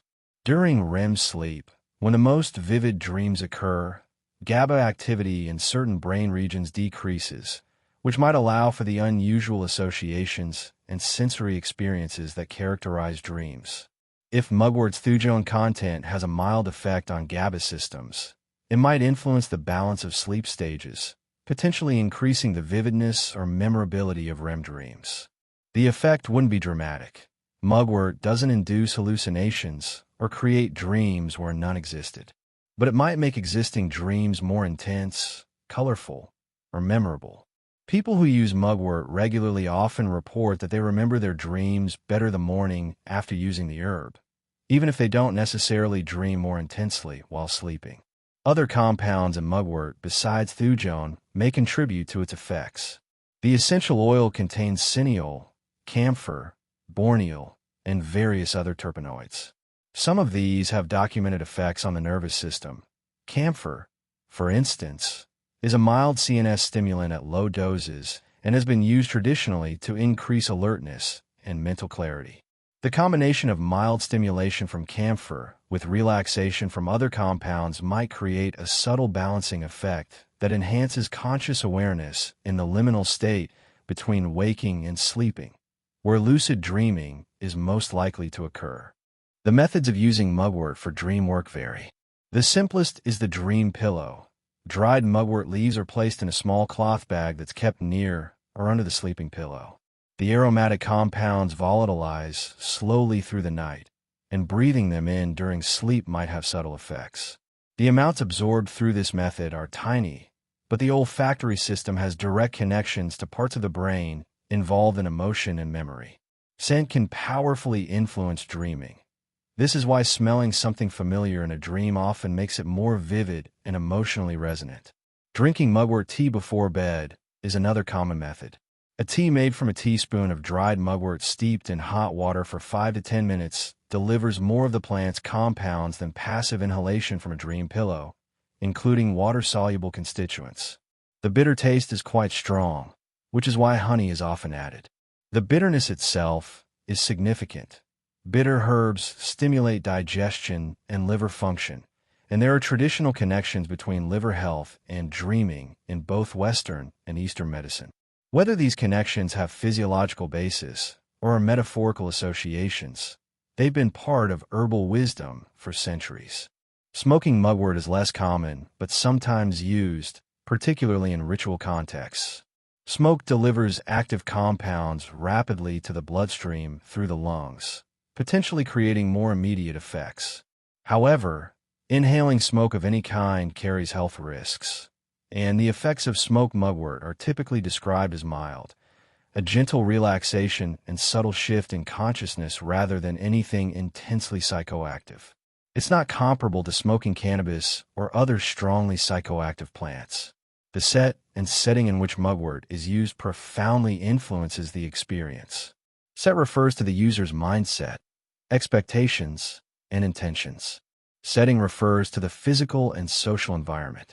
Someone using mugwort with the clear intention of enhancing their dreams, who has read about its effects and expects them to occur, who carefully prepares their sleep environment and takes the herb as part of a mindful bedtime ritual, is much more likely to have notable dream experiences than someone who casually drinks mugwort tea without any particular expectations. This doesn't make the effects purely placebo, but it does acknowledge that consciousness-altering experiences exist on a spectrum where physiological effects and psychological factors intertwine. The plant provides a genuine chemical input to the nervous system. The user's mind interprets and constructs the experience. Both are real. Both matter. In traditional contexts, using mugwort for dreams was often part of a larger spiritual or divinatory practice. A person might fast for a day, perform purifying rituals, take mugwort with specific prayers or invocations, and sleep in a sacred space or special location. They went into the experience with the explicit intention of receiving prophetic dreams or spiritual messages. In such contexts, the boundary between the chemical effects of the plant and the larger ritual framework becomes impossible to disentangle. The ritual prepares the mind, focuses attention, and creates expectations. The plant provides a physical catalyst. Together, they facilitate an experience that might not occur with either alone. Modern lucid dreaming practitioners who use mugwort often employ it alongside other techniques designed to increase dream lucidity and recall. These include reality checking throughout the day, asking yourself whether you're awake or dreaming, keeping a detailed dream journal, meditation before sleep focused on the intention to become lucid, and various mental techniques like a mild, mnemonic induction of lucid dreams method. In this context, mugwort is one tool among many, a botanical supplement to psychological and behavioral techniques. The reports from contemporary users, while subjective, are remarkably consistent. The most common effects reported are increased dream recall, more vivid and colorful dreams, occasionally lucid or semi-lucid dreams, and sometimes dreams with a particular emotional tone, often described as introspective, revealing, or spiritually significant. Some people report no effect at all, which might be due to individual neurochemistry, the quality and preparation of the herb, or simply that not everyone is sensitive to its subtle influences. An interesting pattern in dream reports involves the recurrence of certain themes. People who use mugwort sometimes report dreams with plant or nature imagery, dreams about flying or traveling, or dreams that seem to involve ancestors or spiritual guides. These themes might be influenced by cultural associations. Knowing that mugwort is connected to travel, to plant spirits, or to communication with other realms might prime the subconscious to produce dreams with these elements. Or these might be genuine archetypal patterns that mugwort's effects on brain chemistry somehow facilitate accessing. The question of whether mugwort induces genuinely prophetic dreams, dreams that provide information about future events or hidden knowledge, takes us in a territory that science cannot currently address. Mainstream science doesn't accept the possibility of precognition or clairvoyance. From a scientific materialist perspective, any dream that seems prophetic is either coincidence or unconscious inference, the dreaming mind processing information and patterns the conscious mind hasn't yet recognized. From a spiritual or traditional perspective, dreams can be a genuine channel for information from sources beyond the individual's conscious mind, whether that's interpreted as the collective unconscious, the spirit realm, the divine, or ancestral wisdom. What we can say is that throughout history, in cultures worldwide, people have used mugwort and similar plants specifically to facilitate divination through dreams. The Chumash people of California call their native species the dream plant and used it in spiritual practice. European folk tradition held that mugwort under the pillow could bring prophetic dreams. Chinese dream divination sometimes involved burning mugwort as incense. The consistency of these associations across independent traditions suggests people found the practice meaningful and useful, whatever metaphysical explanation they attributed to it. From a psychological perspective, dreams enhanced by mugwort or any similar technique might be valuable, even without supernatural explanations. Dreams provide a window into the subconscious, revealing concerns, desires, patterns, and insights that conscious rational thinking often misses. Enhanced dream recall and vividness means better access to this subconscious material. Whether a dream is literally prophetic or simply reveals what you already unconsciously knew, it can provide genuine guidance and self-knowledge. The safety profile of mugwort for occasional dream enhancement is generally good. The warnings are important, though. Pregnant women should absolutely avoid mugwort in any form. It can stimulate uterine contractions and cause miscarriage. People with ragweed allergies may have allergic reactions to mugwort since they're in related plant families. Very high doses, prolonged daily use, or consumption of concentrated extracts could theoretically lead to thujone toxicity, though this is rare with typical preparations of common mugwort. Anyone with liver problems should be cautious with mugwort since processing its compounds adds stress to liver function. For most healthy adults using moderate amounts occasionally, a cup of tea before bed a few times a week, a dream pillow used during specific lunar phases or for particular purposes, risks are minimal. The effects are subtle enough that they enhance rather than overwhelm natural dreaming patterns. This subtlety is actually an advantage. Unlike powerful psychedelics that blast the doors of perception open, sometimes with overwhelming or frightening results, mugwort works gently, nudging awareness in slightly altered directions while maintaining the natural rhythm of sleep. In the contemporary revival of interest in plant consciousness, entheogens, and traditional shamanic practices, mugwort occupies an interesting niche. It's not as dramatic as ayahuasca or psilocybin mushrooms. It won't produce visions or profound ego dissolution, but it offers something valuable, a gentle, safe, accessible introduction to the idea that plants can alter consciousness in meaningful ways.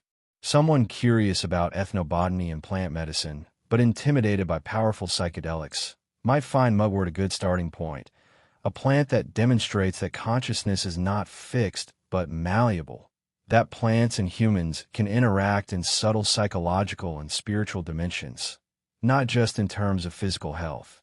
The boundaries between medicine, psychology, and spirituality were never as sharp as modern Western thinking makes them seem. In traditional cultures, these domains overlapped extensively. A healing plant might treat physical symptoms, emotional distress, and spiritual malaise simultaneously. It might connect the person to their ancestors, their culture's mythology, their place in the natural world. Mugwort, with its multi-layered effects on body and mind, exemplifies this holistic approach to healing and consciousness. It's a plant that operates in the liminal spaces, the in-between realms where physical meets metaphysical, where chemistry becomes experience, where the boundary between self and other, human and plant, material and spiritual, becomes permeable. Native American and indigenous traditions. Before European colonization brought its plants and diseases and religions to the Americas, indigenous peoples had developed sophisticated relationships with the plants of their homelands. They had their own medicinal traditions, their own sacred herbs, their own understanding of how to use the vegetable world for healing and spiritual work. The mugwort they encountered was not Artemisia vulgaris, the European species, but closely related native species that grew throughout North America, particularly Artemisia iglesiana in the western regions. California mugwort, Artemisia iglesiana, grows abundantly along the Pacific coast and inland through California, Oregon, Washington, and parts of British Columbia. It's a hardy perennial that thrives in disturbed soils, along stream banks, in canyons and foothills. Like its European relative, It has silvery-backed leaves and produces small, inconspicuous flowers in late summer. The aromatic compounds in the leaves are similar enough to Artemisia vulgaris that when European settlers arrived and encountered it, they immediately recognized it as a type of mugwort, a familiar plant from the old country. But for indigenous peoples of California and the Pacific Northwest, this plant wasn't a newcomer or a curiosity. It was an old friend, a traditional medicine that had been part of their healing practices for time beyond counting. Different tribes had different names for it. The Chumash, who inhabited the coastal region around what is now Santa Barbara, called it Molish. The Paiute and other tribes called it the dream plant, a name that points to one of its most significant uses. The Chumash relationship with mugwort was particularly deep. They used it medicinally for a wide range of conditions. Fresh leaves were crushed and applied as a poultice to treat skin irritations, including poison oak rashes, a common problem in California's oak woodlands. The wool of the silvery leaf backs was carefully gathered and formed into small cones that could be ignited and used for cauterization, burning wounds to prevent infection and promote healing. This is remarkably similar to the practice of exhaustion in Chinese medicine, developed independently on opposite sides of the Pacific. Chumash healers also used mugwort to treat dental problems. Chewing the fresh leaves could ease toothache and gum pain, probably due to the numbing effect of the aromatic oils. Tea made from the leaves was drunk to treat colds, fevers, and digestive complaints. For menstrual problems and childbirth, Chumash women used mugwort preparations, recognizing the plant's effects on the reproductive system, just as European and Asian traditions had. The spiritual and ceremonial uses of California mugwort were equally important. It was burned as a smudge to purify spaces and people, to ward off evil influences, and to create sacred atmosphere for rituals. The aromatic smoke was believed to be spiritually cleansing, capable of driving away negative energies and entities. This use of plant smoke for purification is found in many cultures worldwide. European fumigation traditions, Asian incense burning, Native American smudging. Mugwort smoke was valued specifically for its protective qualities and its ability to enhance spiritual sensitivity. The dream plant name, given by some tribes, reflects one of mugwort's most valued properties in Native American spirituality. Dreams were not considered mere, random mental activity during sleep. They were a means of communication with the spirit world, with ancestors, with the deeper wisdom of the cosmos. Prophetic dreams could provide warnings, guidance, knowledge about healing, or spiritual teachings. Plants that enhanced dreams, that made them more vivid and easier to remember, were spiritually important tools. Mugwort was sewn into dream pillows, small cloth bags filled with the dried leaves that would be placed under the sleeping person's head. The aromatic compounds released through the night were believed to facilitate vivid, spiritually meaningful dreams. Shamans and other spiritual practitioners might use mugwort before undertaking dream work, vision quests, or other practices designed to access non-ordinary states of consciousness. The plant wasn't seen as creating the visions artificially, but rather as opening the doors of perception, making it easier to receive the messages that the spirit world was always sending. The Miwok people, who lived in the Sierra Nevada foothills and the Central Valley of California, used mugwort as protection against ghosts and evil dreams. They believed that deceased spirits sometimes lingered, unable or unwilling to move on to the next world. These restless dead could cause problems for the living, particularly through disturbing dreams. Wearing a sprig of fresh mugwort or keeping it near where one slept was thought to keep these troublesome spirits at bay. In this, they shared the European belief that mugwort had protective properties against supernatural threats. The Luiseno people of San Diego and Riverside counties found another practical use for California mugwort. The stalks, which can grow straight and tall, were used to make arrows. This demonstrates the multiple dimensions of native plant use. A plant wasn't just medicine or just spiritual tool or just raw material. It could be all of these things.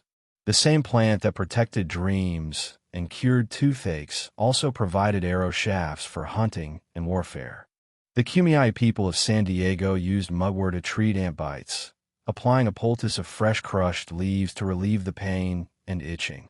They also made tea from the leaves to drink when ill with colds or flu, and used it as a bath for children with measles. Interesting, since measles was a European disease that didn't exist in the Americas before contact. This suggests the Kumeyaay quickly identified mugwort as useful for treating the new diseases that devastated native populations after European arrival. The ethnobotanical records document uses of mugwort by numerous other tribes throughout Western North America. The scope of uses was remarkably consistent across tribes: respiratory problems, digestive issues, women's health, skin conditions, spiritual purification, dream enhancement. This consistency, despite the geographic and cultural diversity of these peoples, points to the empirical observation of real effects. People in different regions, speaking different languages, practicing different religions, all independently determined that this particular plant was valuable for similar purposes. After European colonization, Native American medical practices were suppressed. Missionaries and government officials viewed traditional healing as heathen superstition, sometimes as devil worship. Native healers were discouraged or forbidden from practicing. Traditional knowledge was disrupted as populations were decimated by disease, forcibly relocated, and their children removed to boarding schools where they were forbidden to speak their languages or practice their traditions. Much knowledge was lost, but knowledge also persisted. Elders remembered. Some practices continued in secret, as Native communities fought to maintain their cultural identity through centuries of oppression. Traditional medicine was one of the threads that connected them to their ancestors and their lands. In recent decades, there has been a deliberate revival of traditional practices, including the use of medicinal plants like mugwort. Contemporary Native American herbalists and medicine people continue to use California mugwort, but they face a challenge that previous generations didn't: widespread confusion about and appropriation of Native American spiritual practices by non-Native people. The term smudging, for example, properly refers to specific ceremonial practices within particular tribal traditions, but it's been adopted by non-Native people to describe any burning of plants for spiritual cleansing, often with little understanding or respect for the original cultural contexts. California mugwort exists in a complicated space regarding this cultural appropriation issue. Unlike white sage, Salvia apiana, which is sacred in many California tribal traditions and is being over-harvested partly due to New Age demand, mugwort is more widely distributed and was used by many different cultures independently. European settlers recognized it as familiar from their own traditions. Chinese immigrants to California would have seen in a relative of their own AIE. Each group brought its own understanding of how to use Artemisia species. The question of who has the right to use mugwort and how becomes complex. Certainly, Native American peoples have first claim. This plant grew on their lands long before others arrived, and they developed deep relationships with it over countless generations.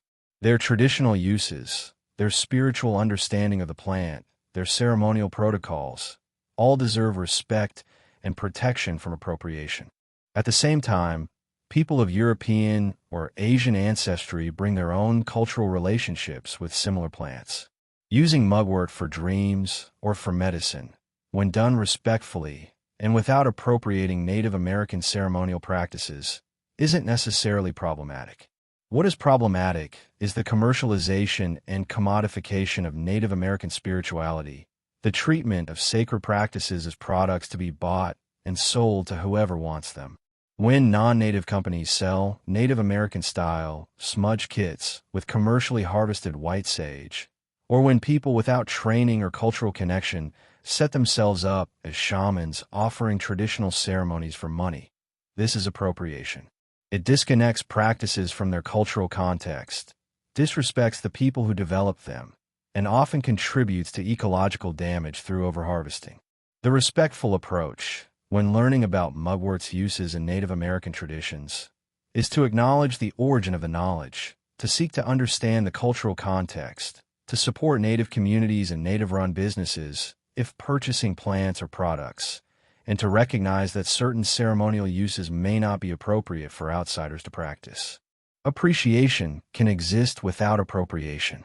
Learning about traditional knowledge can deepen one's understanding without requiring that one appropriate practices that aren't part of one's own cultural heritage. California mugwort faces some conservation concerns in certain areas, though it's not as threatened as some other plants used in Native American medicine. Its ability to thrive in disturbed soil and its wide distribution mean it's relatively abundant. But local populations can be impacted by overharvesting, particularly near urban areas where demand is high. Sustainable harvesting practices matter. Take only what you need.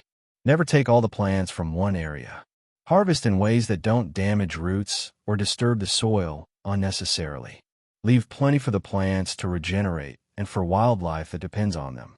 In modern California, mugwort is often dismissed as a weed, something to be eradicated from yards and public spaces. The irony is profound. A plant that sustained indigenous peoples for millennia, that European settlers found familiar and useful, that still has significant medicinal and spiritual value, is sprayed with herbicides or pulled up and thrown away because it doesn't fit someone's aesthetic vision of what a landscape should look like.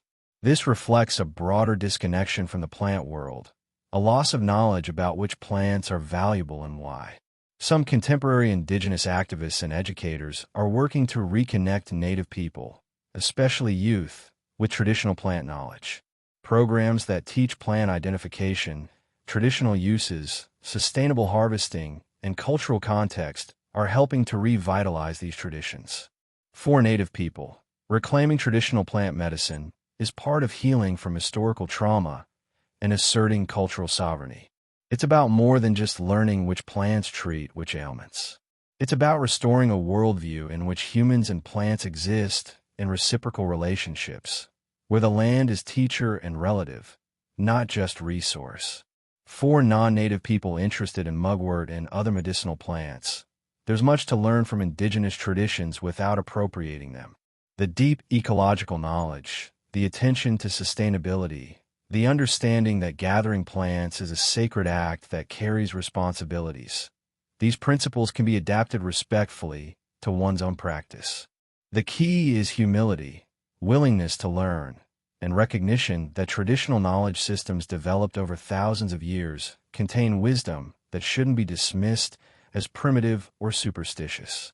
Renaissance to Victorian era, continuity and change. The period from roughly 1500 to 1900 saw tremendous changes in European society, including shifts in how people understood and used medicinal plants. The Renaissance brought renewed interest in classical learning, including the medical texts of ancient Greece and Rome. The Reformation splintered religious authority. The Age of Exploration opened trade routes to Asia and the Americas, introducing new drugs and foods. The scientific revolution transformed how people understood the natural world. The Industrial Revolution changed how people lived and worked. Yet through all these transformations, mugwort remained a constant presence in European herbal medicine, even as the context of its use evolved. The Renaissance herbalists of the 16th century represented a transitional moment. They still relied heavily on classical sources, particularly Dioscorides and Galen, whose texts had been rediscovered and were now available in printed editions rather than rare manuscripts. But they also valued direct observation of plants. The best herbalists of this period combined book learning with field work, trying to reconcile ancient descriptions with the actual plants growing in their gardens and the wild. One of the most influential figures was William Turner, sometimes called the father of English botany. His New Herbal, published in stages between 1551 and 1568, attempted to identify which English plants corresponded to those described in classical texts. Turner was both scholar and observer, studying ancient texts carefully while also examining plants firsthand. His work on mugwort drew from Dioscorides, but also included his own observations about where it grew in England, what it looked like in different seasons, and how it was used by contemporary herbalists. John Gerard, whose Herbal of 1597 was one of the most popular English herbals, discussed mugwort at length. Gerard's work was in many ways a compilation and translation of earlier sources, particularly the work of the Flemish botanist Rembert Dodoens, but it was influential in spreading plant knowledge to a broader English-speaking audience. Gerard described mugwort's appearance, its growing conditions, and its medicinal uses, drawing on both classical authors and contemporary practice. The 17th-century herbalist Nicholas Culpeper took a different approach. His complete Herbal, published in 1653, was revolutionary in being written in plain English rather than Latin, making it accessible to ordinary people rather than just the educated elite. Culpeper included astrological information alongside medicinal uses, assigning each plant to a planetary ruler. He placed mugwort under the rulership of Venus, the planet associated with love, fertility, and the feminine principle. This fit with mugwort's traditional uses in women's medicine. Culpeper's Herbal was controversial because it democratized medical knowledge. The College of Physicians viewed his work as dangerous. If common people could read about plant medicine in English, they might treat themselves instead of consulting expensive physicians. But Culpeper believed ordinary people had a right to medical knowledge, especially about plants that grew freely and could be gathered without cost. His Herbal, despite, or because of, professional disapproval, became one of the most widely read books in English, going through numerous editions and remaining in print into the 20th century. The practical uses Culpeper described for mugwort were traditional, for menstrual problems and childbirth, for digestive complaints, to expel worms, to treat kidney and bladder conditions, as a poultice for wounds. He also noted its use in baths for aching muscles and to strengthen the nervous system. These uses had remained remarkably constant from classical times through the early modern period, testifying to their effectiveness as perceived by generations of practitioners and patients. One significant use of mugwort that became more prominent in the early modern period was in brewing. Before hops became the standard bittering agent in beer, brewers used a mixture of herbs called gruit. Gruit recipes varied, but mugwort was a common ingredient, contributing both bitterness and preservative properties. The aromatic compounds in mugwort helped prevent spoilage and added complex flavors to the beer. The word mugwort itself might derive from its use in mugs of beer, though this etymology is disputed. The transition from gruit ale to hopped beer, which occurred gradually from the 15th through 17th centuries in different regions, was partly driven by economics and politics. Hops were easier to cultivate commercially, were more consistent in their effects, and were easier for governments to tax and control. The shift away from traditional gruit herbs was sometimes resisted by those who preferred the old flavors, and by those who made their living gathering wild herbs. But eventually, hop beer won out, and mugwort's role in brewing declined. However, mugwort never entirely disappeared from brewing. In some regions, traditional gruit alash continued to be made, preserving old recipes. In recent years, craft brewers interested in historical styles have revived gruit alash, including ones featuring mugwort. These beers offer a taste of what pre-hopped beer was like, with complex herbal flavors that differ significantly from modern beer. The Age of Enlightenment and the rise of modern science in the 18th century began to change how medicinal plants were understood. Rather than accepting on faith that certain herbs treated certain conditions, scientists wanted to understand the mechanisms. What chemical compounds did plants contain? How did these compounds affect the body? Could the active principles be isolated and purified? This led to the birth of pharmacology as a distinct scientific discipline. The isolation of morphine from opium poppies in 1804 by Friedrich Serturner was a landmark moment. It proved that the effects of medicinal plants were due to specific chemical compounds that could be extracted and studied. This opened the way for isolating other alkaloids and active principles from plants. The commercial production of purified plant compounds began, and the pharmaceutical industry was born. For mugwort, this chemical approach meant analyzing its essential oil and identifying its components. Scientists found that different species and even different populations of the same species contained varying amounts of different compounds.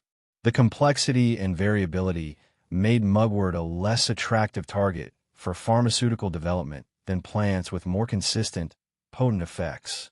Pharmaceutical companies couldn't easily standardize a mugwort product the way they could standardize morphine or digitalis. But this didn't make mugwort obsolete. In fact, its complexity might be part of its value. Herbalists have long argued that the whole plant works better than isolated compounds because the various constituents work synergistically. Minor compounds might enhance the effects of major ones, or reduce side effects, or contribute subtle effects that aren't apparent when studying single compounds in isolation. This entourage effect is accepted in relation to cannabis. The combination of THC, CBD, and various terpenes produces different effects than THC alone. The same principle likely applies to mugwort and many other medicinal plants. The Victorian era, from roughly 1840 to 1900, saw continued interest in herbal medicine alongside growing faith in modern pharmaceutical chemistry. This was a period of contradictions. Science and industry were advancing rapidly, but there was also a romantic nostalgia for older, simpler ways of life. Middle-class Victorians cultivated herb gardens and read books on cottage economy and traditional crafts. Herbals from earlier periods, including Culpepper's, were reprinted for new audiences. In rural areas, away from cities with modern pharmacies and physicians, herbal medicine remained the primary form of healthcare for ordinary people. The village wise woman, who knew how to gather and prepare medicinal plants, filled a crucial role. These women carried forward knowledge that was centuries old, adapted to local conditions and available plants. Mugwort would have been one of their staples. Easy to identify, growing abundantly, useful for common complaints. The Victorian fascination with symbolism and the language of flowers extended to herbs. Mugwort didn't have the romantic associations of roses or forget-me-nots, but it appeared in books about the symbolic meanings of plants, usually associated with travel, protection, or dreams. The Victorians loved codifying and systematizing, creating elaborate frameworks of meaning. While this could be overly elaborate or artificial, it also preserved older associations that might otherwise have been forgotten. Medical practice was changing dramatically. Medical schools were becoming more rigorous and scientific. Licensing laws required physicians to have formal training. Public health measures were improving sanitation and preventing disease. Germ theory, discovered in the late 19th century, revolutionized understanding of infection. Anesthesia and antiseptic surgery made operations far less horrible and dangerous. Modern medicine was beginning to demonstrate clear superiority to traditional methods for many conditions. This didn't immediately eliminate herbal medicine. Many physicians still prescribed plant-based medicines, though increasingly they used standardized pharmaceutical preparations rather than recommending that patients gather and prepare plants themselves. Mugwort appeared in official pharmacopoeias alongside other plant drugs. Its uses were recognized, even if the mechanisms weren't fully understood. But the trend was clear. As the 20th century approached, scientific medicine was ascendant. Traditional herbal medicine was increasingly seen as old-fashioned, superstitious, inferior to modern pharmaceuticals. The folk healers and herbalists who had served their communities for generations were being marginalized, their knowledge dismissed as superstition. Within a few more decades, much of the traditional knowledge that had been passed down for centuries would be forgotten or preserved only in books. Yet mugwort itself persisted. As a hardy plant that grew abundantly wherever humans settled, it couldn't be eliminated. It continued to appear in herb gardens, to be used by people who remembered old remedies, to be recommended in herbals old and new. The plant survived even as the cultural context of its use transformed. Modern revival and scientific research. The 20th century brought both threats and opportunities for traditional herbal medicine and plants like mugwort. On one hand, the triumph of pharmaceutical medicine seemed to render herbalism obsolete.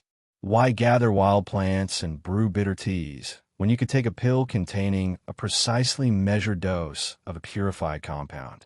On the other hand, the counterculture movements of the 1960s and 70s sparked renewed interest in natural remedies, traditional knowledge, and alternatives to mainstream medicine. This interest has only grown in recent decades, leading to what might be called an herbal medicine renaissance. The early 20th century saw the final marginalization of traditional herbalism in Western medicine. Pharmaceutical companies developed synthetic drugs that were more potent and consistent than plant preparations. Antibiotics revolutionized treatment of bacterial infections. Vaccines prevented diseases that had killed millions. Modern surgery, combined with anesthesia and antibiotics, could address conditions that were previously death sentences.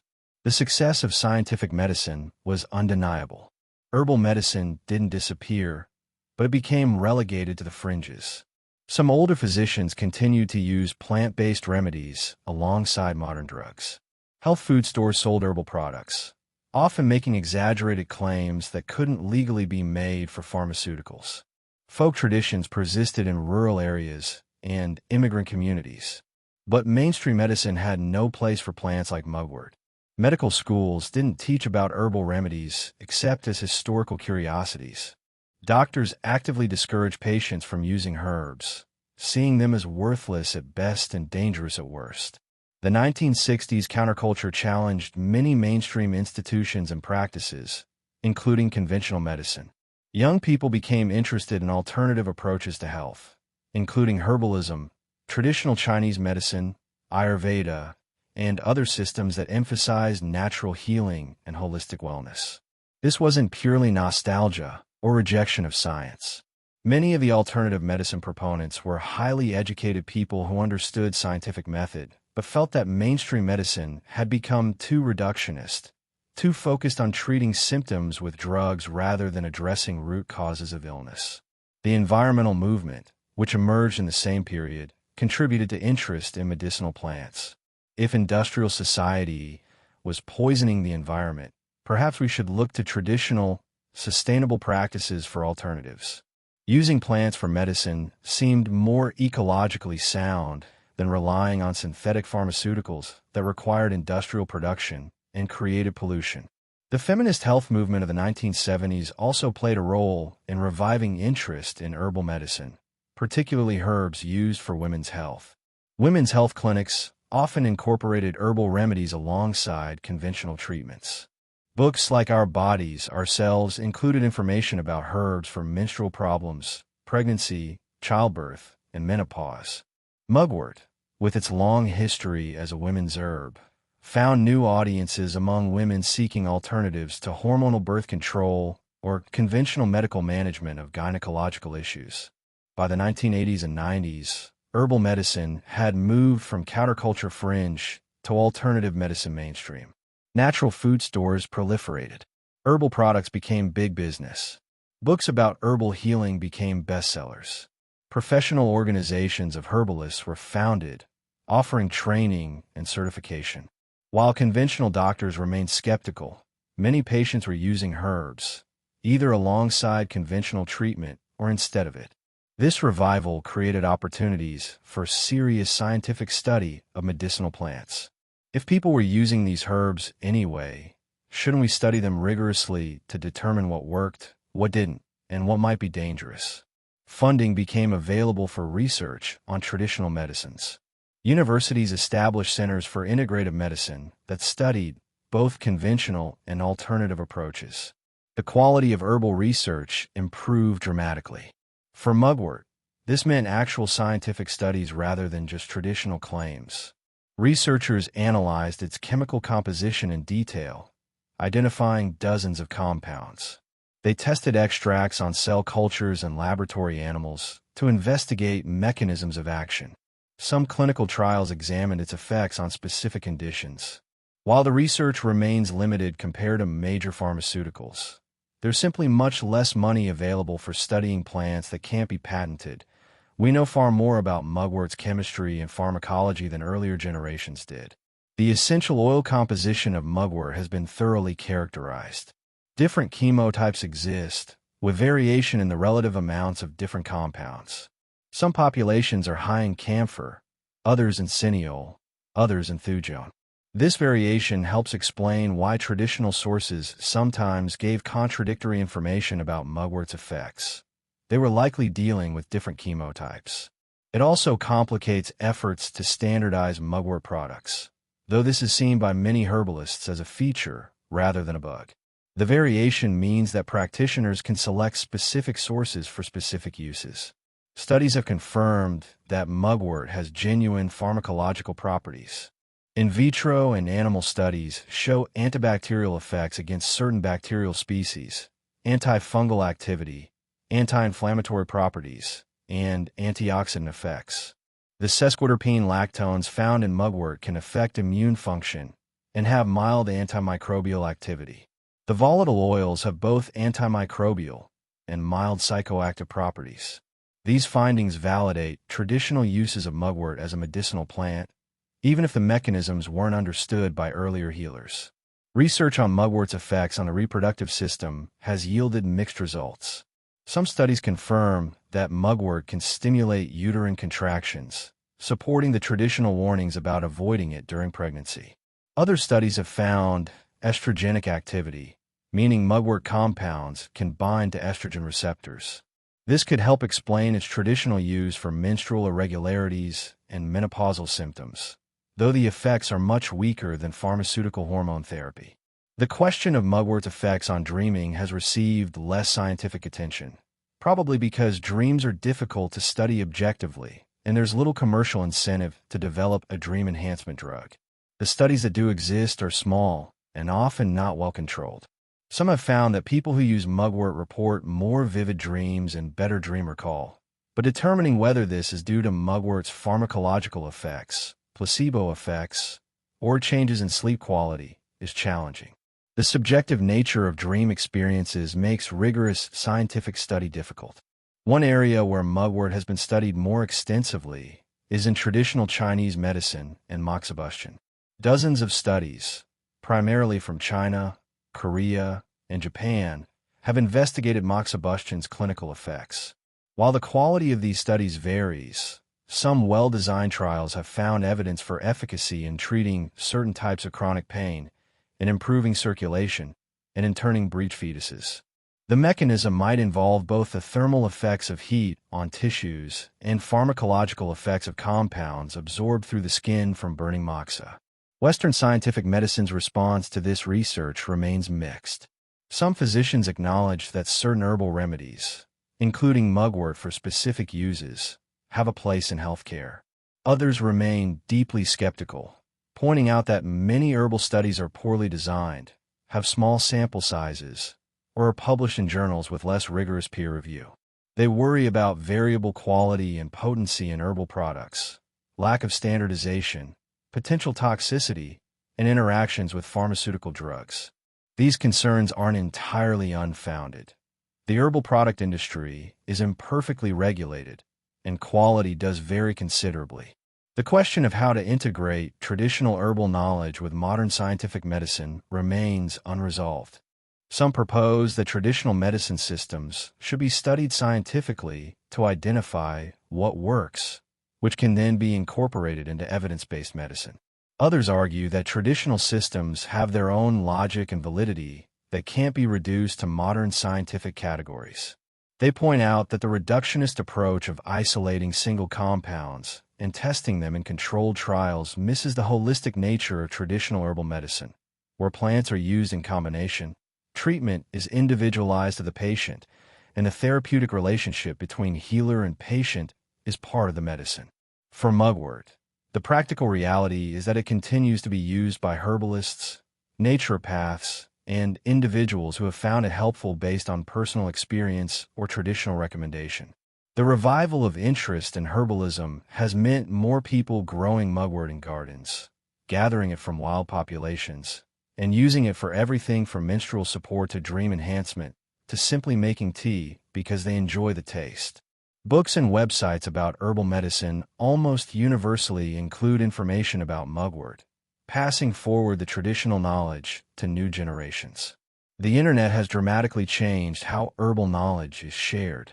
Where once such knowledge was transmitted face-to-face, from teacher to student or within families, now anyone can look up information about mugwort online. This democratization of knowledge has advantages, People can learn about herbs without access to expensive training or rare books. But it also has drawbacks. Not all online information is accurate, and without experienced guidance, people might misuse herbs or miss important warnings about contraindications and side effects. One concerning trend is the overharvesting of wild medicinal plants. As interest in herbalism grows, demand increases. Some plants, like American ginseng and golden seal, have been severely depleted from wild populations. Others are threatened by habitat loss. While common mugwort isn't currently threatened, it's too abundant and adaptable. The broader ecological concerns apply. Sustainable harvesting practices matter. Growing medicinal plants in gardens rather than relying solely on wild collection helps. Supporting small-scale organic herb farmers rather than companies that harvest unsustainably benefits both the plants and the people who depend on them. The modern revival of mugwort has also included reclamation of its magical and spiritual dimensions. Where earlier generations of scientific herbalists downplayed or dismissed the folk magical uses of plants, focusing only on measurable pharmacological effects, contemporary herbalism often embraces a more holistic view. Plants can be medicine for body, mind, and spirit. The ritual and intention surrounding their use matter. The relationship between person and plant has significance beyond the purely chemical. This doesn't mean abandoning reason or critical thinking, but it does mean recognizing that human experience of plant medicines includes subjective dimensions that scientific studies struggle to capture.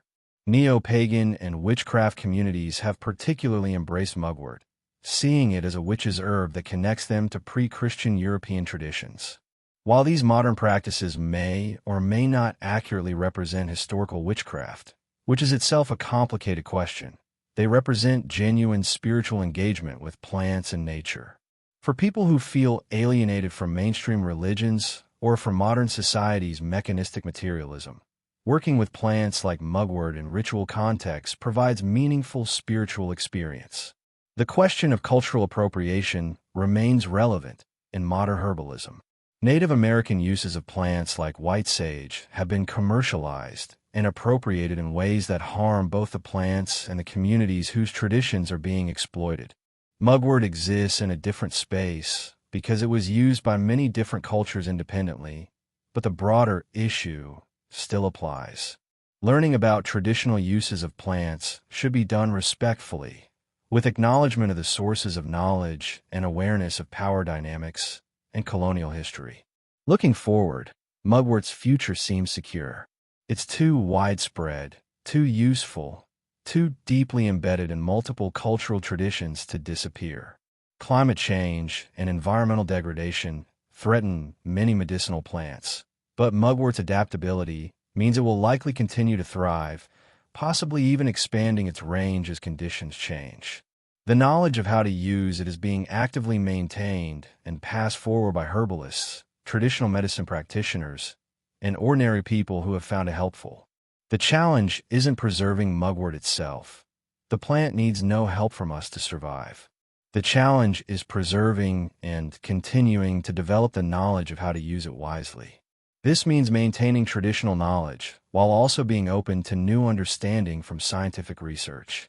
It means teaching new generations to identify plants, to harvest sustainably, to prepare remedies correctly, to use them with appropriate respect for both their power and their limitations. It means keeping alive the understanding that humans and plants exist in relationship, that the natural world offers gifts of healing and insight, that there are ways of knowing beyond what can be measured in a laboratory. Cultural significance and contemporary use. In the early 21st century, mugwort occupies a peculiar position in the intersection of traditional herbalism, modern spirituality, scientific skepticism, and consumer culture. It has become emblematic of broader cultural trends in how people relate to nature, health, and the past. Looking at how mugwort is understood and used today reveals much about contemporary attitudes toward plant medicine, spiritual practice, and the role of tradition in modern life. The contemporary herbal medicine movement encompasses a wide range of practitioners and approaches. At one end are clinical herbalists with extensive training in both traditional herbal knowledge and modern biomedical science. These practitioners often hold advanced degrees, work alongside physicians and other healthcare providers, and approach herbs as medicines that require careful patient assessment, precise dosing, and monitoring for efficacy and safety. For them, Mugwort is one tool among many in a sophisticated therapeutic arsenal. They understand its traditional uses and chemical composition. They know when to recommend it, when to avoid it, and how it might interact with pharmaceuticals. At the other end are casual users who try herbs based on internet searches, recommendations from friends, or books aimed at popular audiences. These people might make mugwort tea before bed because they read it helps with dreams, without much understanding of dosage, quality, or potential issues. They're operating more in the folk tradition of herbal use, trying things, seeing what works, learning through experience. This approach has value, but also risks, particularly if people use herbs instead of needed medical care for serious conditions, or if they don't recognize potential problems. Between these extremes are various other practitioners, naturopaths, acupuncturists who incorporate Western herbs alongside Chinese medicine, spiritual herbalists who emphasize ritual and relationship with plant spirits, wildcrafters who focus on sustainable harvesting and deep plant knowledge. The diversity of approaches enriches the field, but can also create confusion for people seeking clear guidance about herbs like mugwort. The commercial market for mugwort reflects this diversity.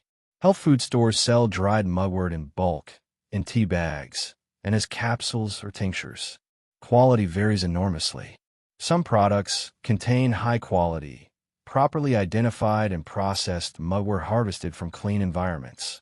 Others are of dubious quality, potentially adulterated, or simply old and lacking potency.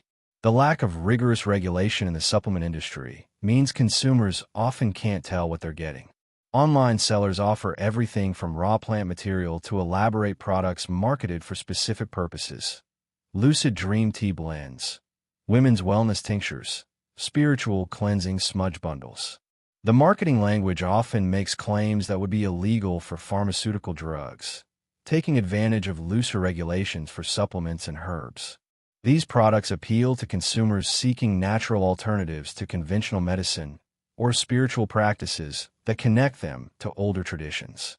The price points vary from cheap bulk herbs to expensive artisanal products. This reflects another contemporary trend, the aestheticization and commodification of herbalism. What was once common knowledge accessible to everyone has become boutique, beautifully packaged tinctures sold at premium prices. Herbalism as lifestyle brand. This isn't entirely bad.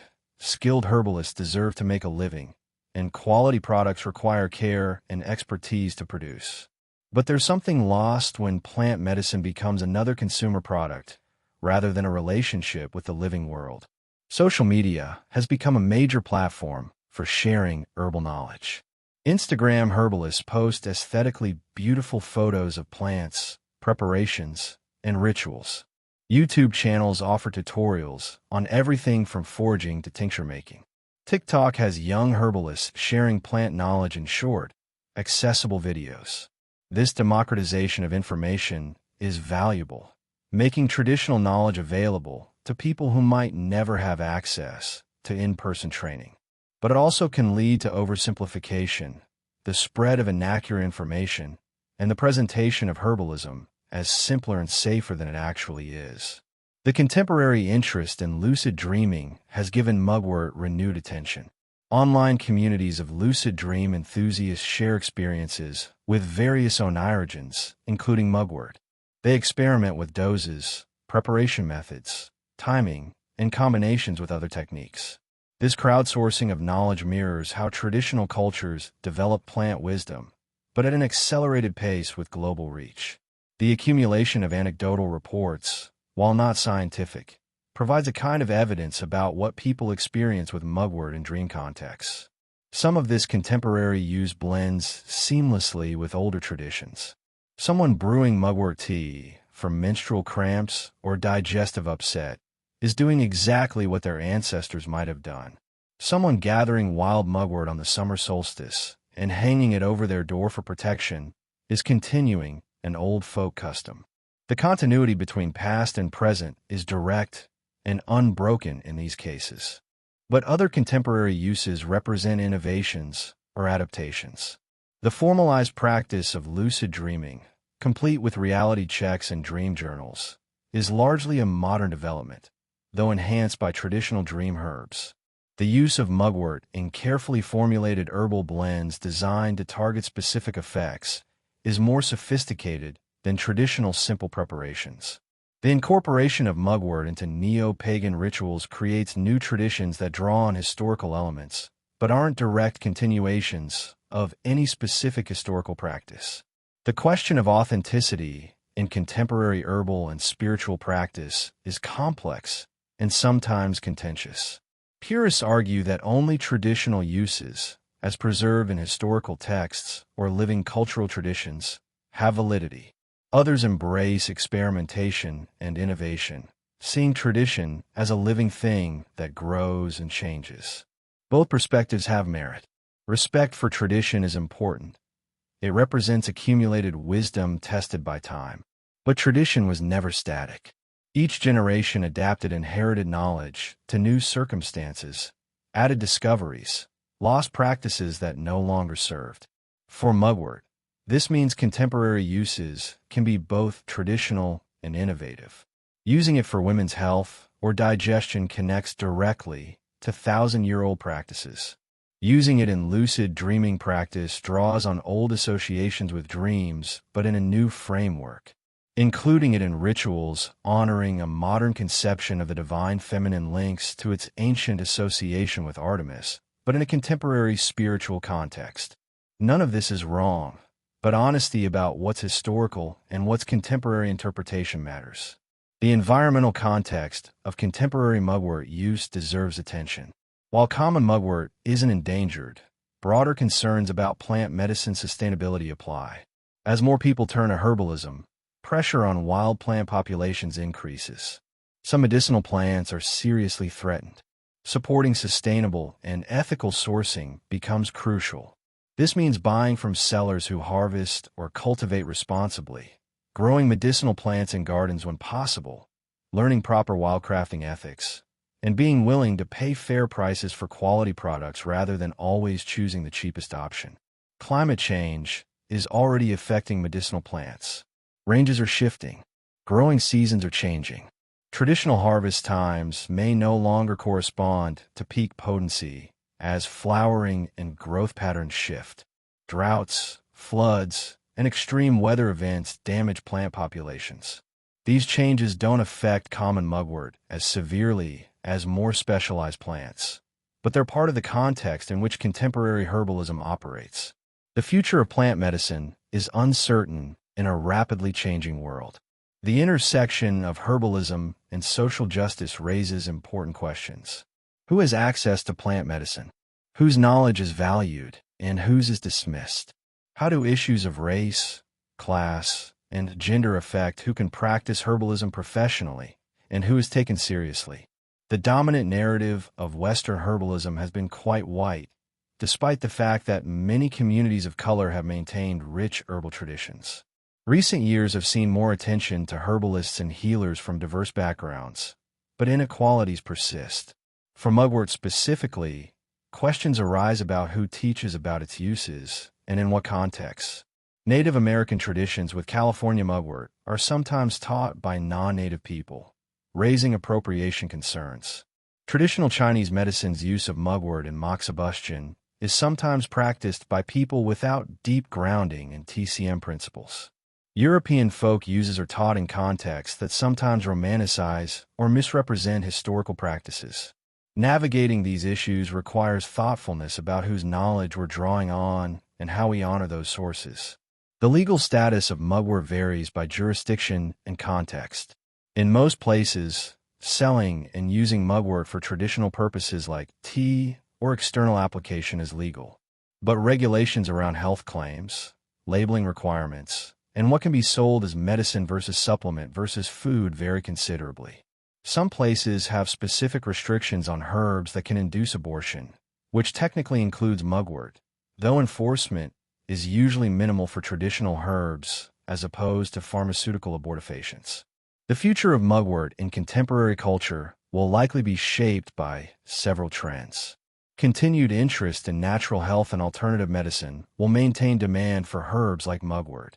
Increasing attention to mental health and sleep issues may drive interest in its dream-enhancing properties. The revival of spiritual practices that incorporate plant allies will keep mugwort relevant in magical and mystical contexts. At the same time, demands for scientific evidence, concerns about regulation and safety, and questions about sustainability will shape how mugwort is marketed, sold, and used.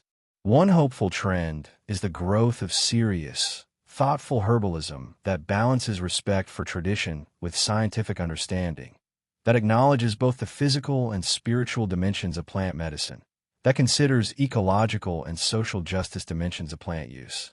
This mature, nuanced approach to herbalism treats plants like mugwort as deserving of careful study and respectful use. It recognizes that traditional knowledge has value while also being willing to question and test that knowledge. It sees plant medicine as part of a broader ecological and cultural web, rather than simply a source of isolated therapeutic compounds. For individuals in the contemporary world who feel disconnected from nature, from their bodies, from spiritual meaning, working with a plant like mugwort can be powerfully grounding. Learning to identify it growing wild, to gather and dry it properly, to prepare it in a tea or tincture or dream pillow, creates direct relationship with the natural world. Using it successfully for some small ailment or for enhancing dreams creates experiential knowledge that books and videos can't replace. Developing a personal practice with mugwort or other plants connects you to thousands of years of human history, to the accumulated wisdom of countless healers and plant workers who came before. This isn't nostalgia or rejection of modern life, though it can include critique of certain modern values and practices. It's about maintaining connection to something older and deeper than contemporary consumer culture, something that will outlast any particular technological or social arrangement. Plants were here before humans and will be here after us. Learning to work with them, to understand them on their own terms, provides perspective and humility. It's a reminder that we are not separate from or above nature, but part of it, dependent on the green world for everything from the air we breathe to the food we eat to the medicines that heal us. Legacy and conclusion. As we come to the end of this long journey through mugwort's history, it's worth stepping back to consider what this one plant story tells us about the relationship between humans and the natural world. Mugwort is not unique in having a rich cultural and medicinal history. Many plants could be the subject of similar explorations. But perhaps that's the point. The natural world is full of such stories, if we pay attention. Every plant, every ecological relationship, every traditional practice represents accumulated wisdom and experience stretching back through time. Mugwort's journey through human history reveals several recurring themes. First is the consistent recognition across very different cultures that certain plants have properties beyond basic nutrition. People in ancient Greece, medieval Europe, traditional China, and indigenous California all independently identified mugwort or closely related species as valuable for medicine and spiritual practice. The specific uses varied somewhat.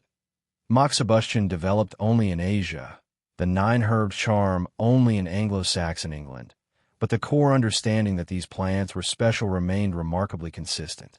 This cross-cultural convergence on similar conclusions about plant properties, arrived at through independent observation and experimentation, is powerful evidence that traditional knowledge wasn't mere superstition. Yes, traditional explanations for why plants worked, humoral theory, chi meridians, plant spirits, don't match modern scientific understanding.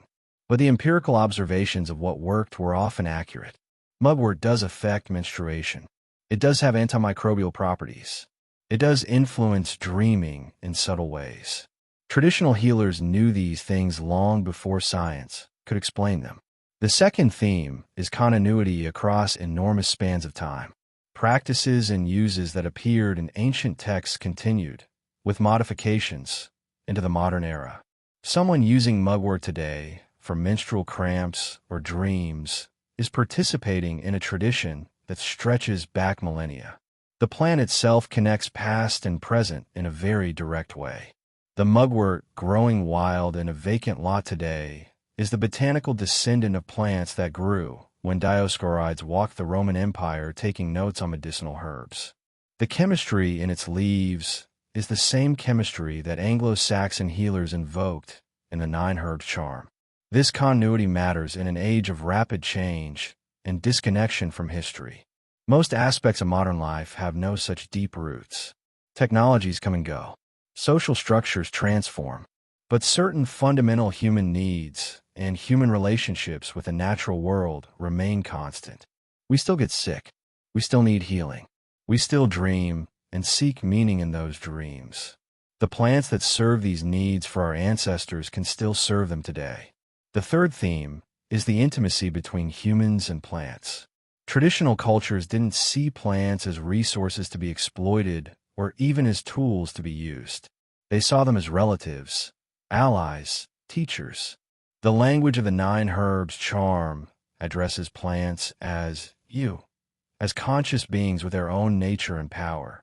This relationship-based understanding of plant medicine differs profoundly from the modern pharmaceutical model, where drugs are manufactured products. Their plant origins, if any, long since abstracted away. Many contemporary herbalists and plant workers are trying to recover or maintain this older understanding. They speak of developing personal relationships with individual plants, of asking permission before harvesting, of reciprocity, giving back to the plant world, not just taking. This might seem precious or superstitious to skeptics, but it reflects ecological wisdom. Treating the natural world as a community of related beings rather than a stockpile of resources leads to more sustainable, respectful interactions. Whether or not plants are literally conscious in any way we would recognize, treating them as if they are changes how we treat them. The fourth theme is the multidimensional nature of healing and medicine. Traditional uses of mugwort never separated physical medicine from spiritual practice. The plant that treated uterine complaints also warded off evil spirits. The same preparation used for digestive issues also enhanced prophetic dreams. This holistic approach makes sense when you recognize that humans are not merely physical bodies, but physical, emotional, mental, and spiritual beings, all interconnected.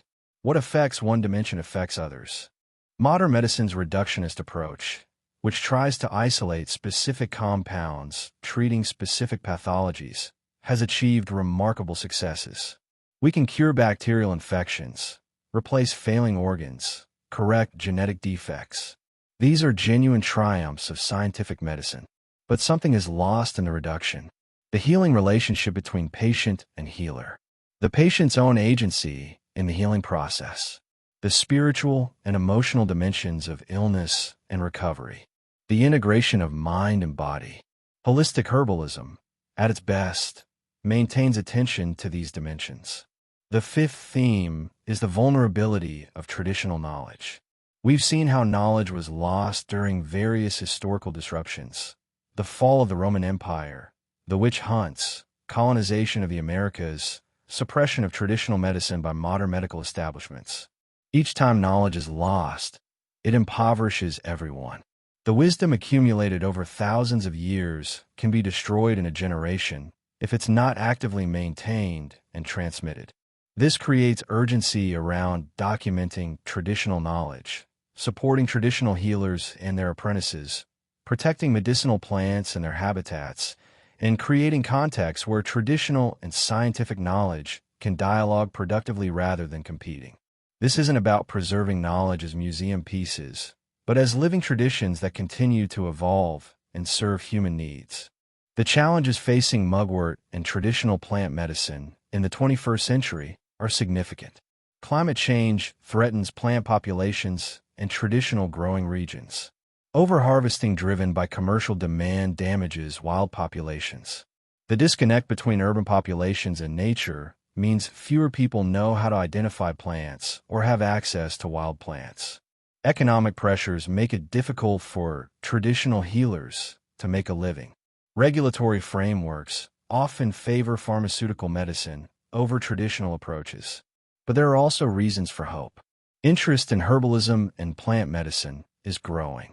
Young people are learning traditional skills.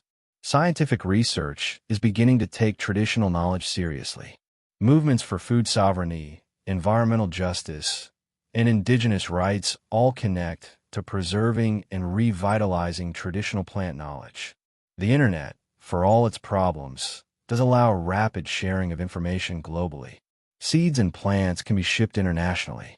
Knowledge that might once have died with a single isolated practitioner can now be shared with thousands of interested learners.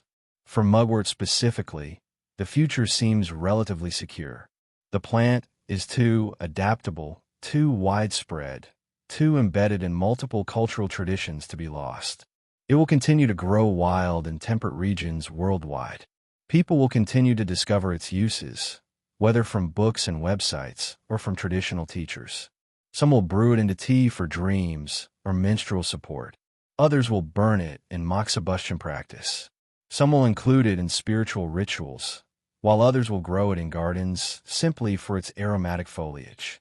The story of Mugwort, like all good stories, is not really about the plant itself, but about us, about how we relate to the natural world, to our ancestors, to health and illness, to consciousness and spirituality. It's about the knowledge we inherit and what we do with it. It's about continuity and change, tradition and innovation, the mixing of cultures and the preservation of distinct traditions. It's about recognizing that wisdom can come from many sources, from ancient texts, from careful scientific study, from indigenous elders, from our own direct experience with plants. In an age of radical uncertainty about the future, when climate catastrophe looms and social fabrics fray, there's something reassuring about plants like Mugwort. They'll be here regardless of what humans do. They've survived ice ages and mass extinctions. They'll outlast our current civilizations. And if future humans, rebuilding after some collapse we can't yet imagine, need medicines for healing and dreaming, Mugwort will still be growing wild, waiting to be discovered again. Its leaves silver in the moonlight, its secrets ready to be unlocked by another generation of seekers. The real legacy of Mugwort isn't any single use or tradition. It's the ongoing relationship between this particular plant and the human species, stretching back before recorded history and extending forward into an unknown future. It's a relationship of mutual benefit. We cultivate and spread the plant, ensuring its survival, while the plant provides medicine and spiritual insight, helping us survive and find meaning. This is what domestication and coevolution look like at their best. Not domination of nature by humans, but partnership, reciprocity, mutual flourishing. As we close, it's worth remembering that Mugwort's story is just one thread in the vast, interconnected web of relationships between humans and the plant world. There are thousands of medicinal plants, each with their own stories, their own traditional uses, their own chemical secrets. Behind every herbal remedy is history. Behind every folk practice is accumulated observation and experimentation. The wisdom of traditional cultures deserves our respect and study, not dismissal as primitive or superstitious. But we also need to move forward, not just backward. Traditional knowledge is a foundation to build on, not a museum to preserve unchanged. Science can help us understand mechanisms, refine uses, avoid dangers. We can take the best of tradition and the best of modernity, creating an integrated approach to plant medicine that's both evidence-based and wisdom-based, both technically sophisticated and spiritually grounded, both respectful of the past and responsive to present needs. Whether you're a professional herbalist, a casual herbal tea drinker, someone exploring lucid dreaming, a practitioner of traditional Chinese medicine, or simply someone who finds plants fascinating, Mugwort offers something. It invites you into relationship with a living being that has served humanity for millennia and can serve you today. It connects you to your ancestors, whoever and wherever they were, because all human cultures have plants they consider sacred or medicinal. It offers, in its small way, healing and insight, if you approach it with respect and attention. So perhaps tonight, you might brew a cup of mugwort tea before bed. As you drink it, bitter and aromatic and earthy, you might think about the long road this plant has traveled, about the Roman soldier easing his tired feet, the Anglo-Saxon healer chanting the 9 herbs charm, the Chinese physician burning moxa at carefully chosen points, the medieval peasant gathering herbs on St. John's Eve, the Chumash dreamer seeking visions, the Victorian wise woman preserving ancient knowledge, all connected through this one humble plant. And when you dream tonight, vivid and strange in the way that only dreams can be, you'll be part of that story, adding your own experiences to the accumulated centuries of human interaction with this remarkable herb. The witch's herb, the dream plant, the mother of herbs, mugwort, Ai, yamogi, molish, Artemisia vulgaris, mugwort. Thank you for joining me on this journey through the history of this fascinating plant. If you've enjoyed this deep dive into the past, please take a moment to like this video and subscribe to the channel. Your support makes it possible to continue creating these long-form documentaries exploring the forgotten corners of history. Leave a comment about your own experiences with mugwort or other medicinal plants. I'll love hearing from you and learning about your perspectives. Until next time, may your dreams be vivid, your sleep deep, and your curiosity unquenchable.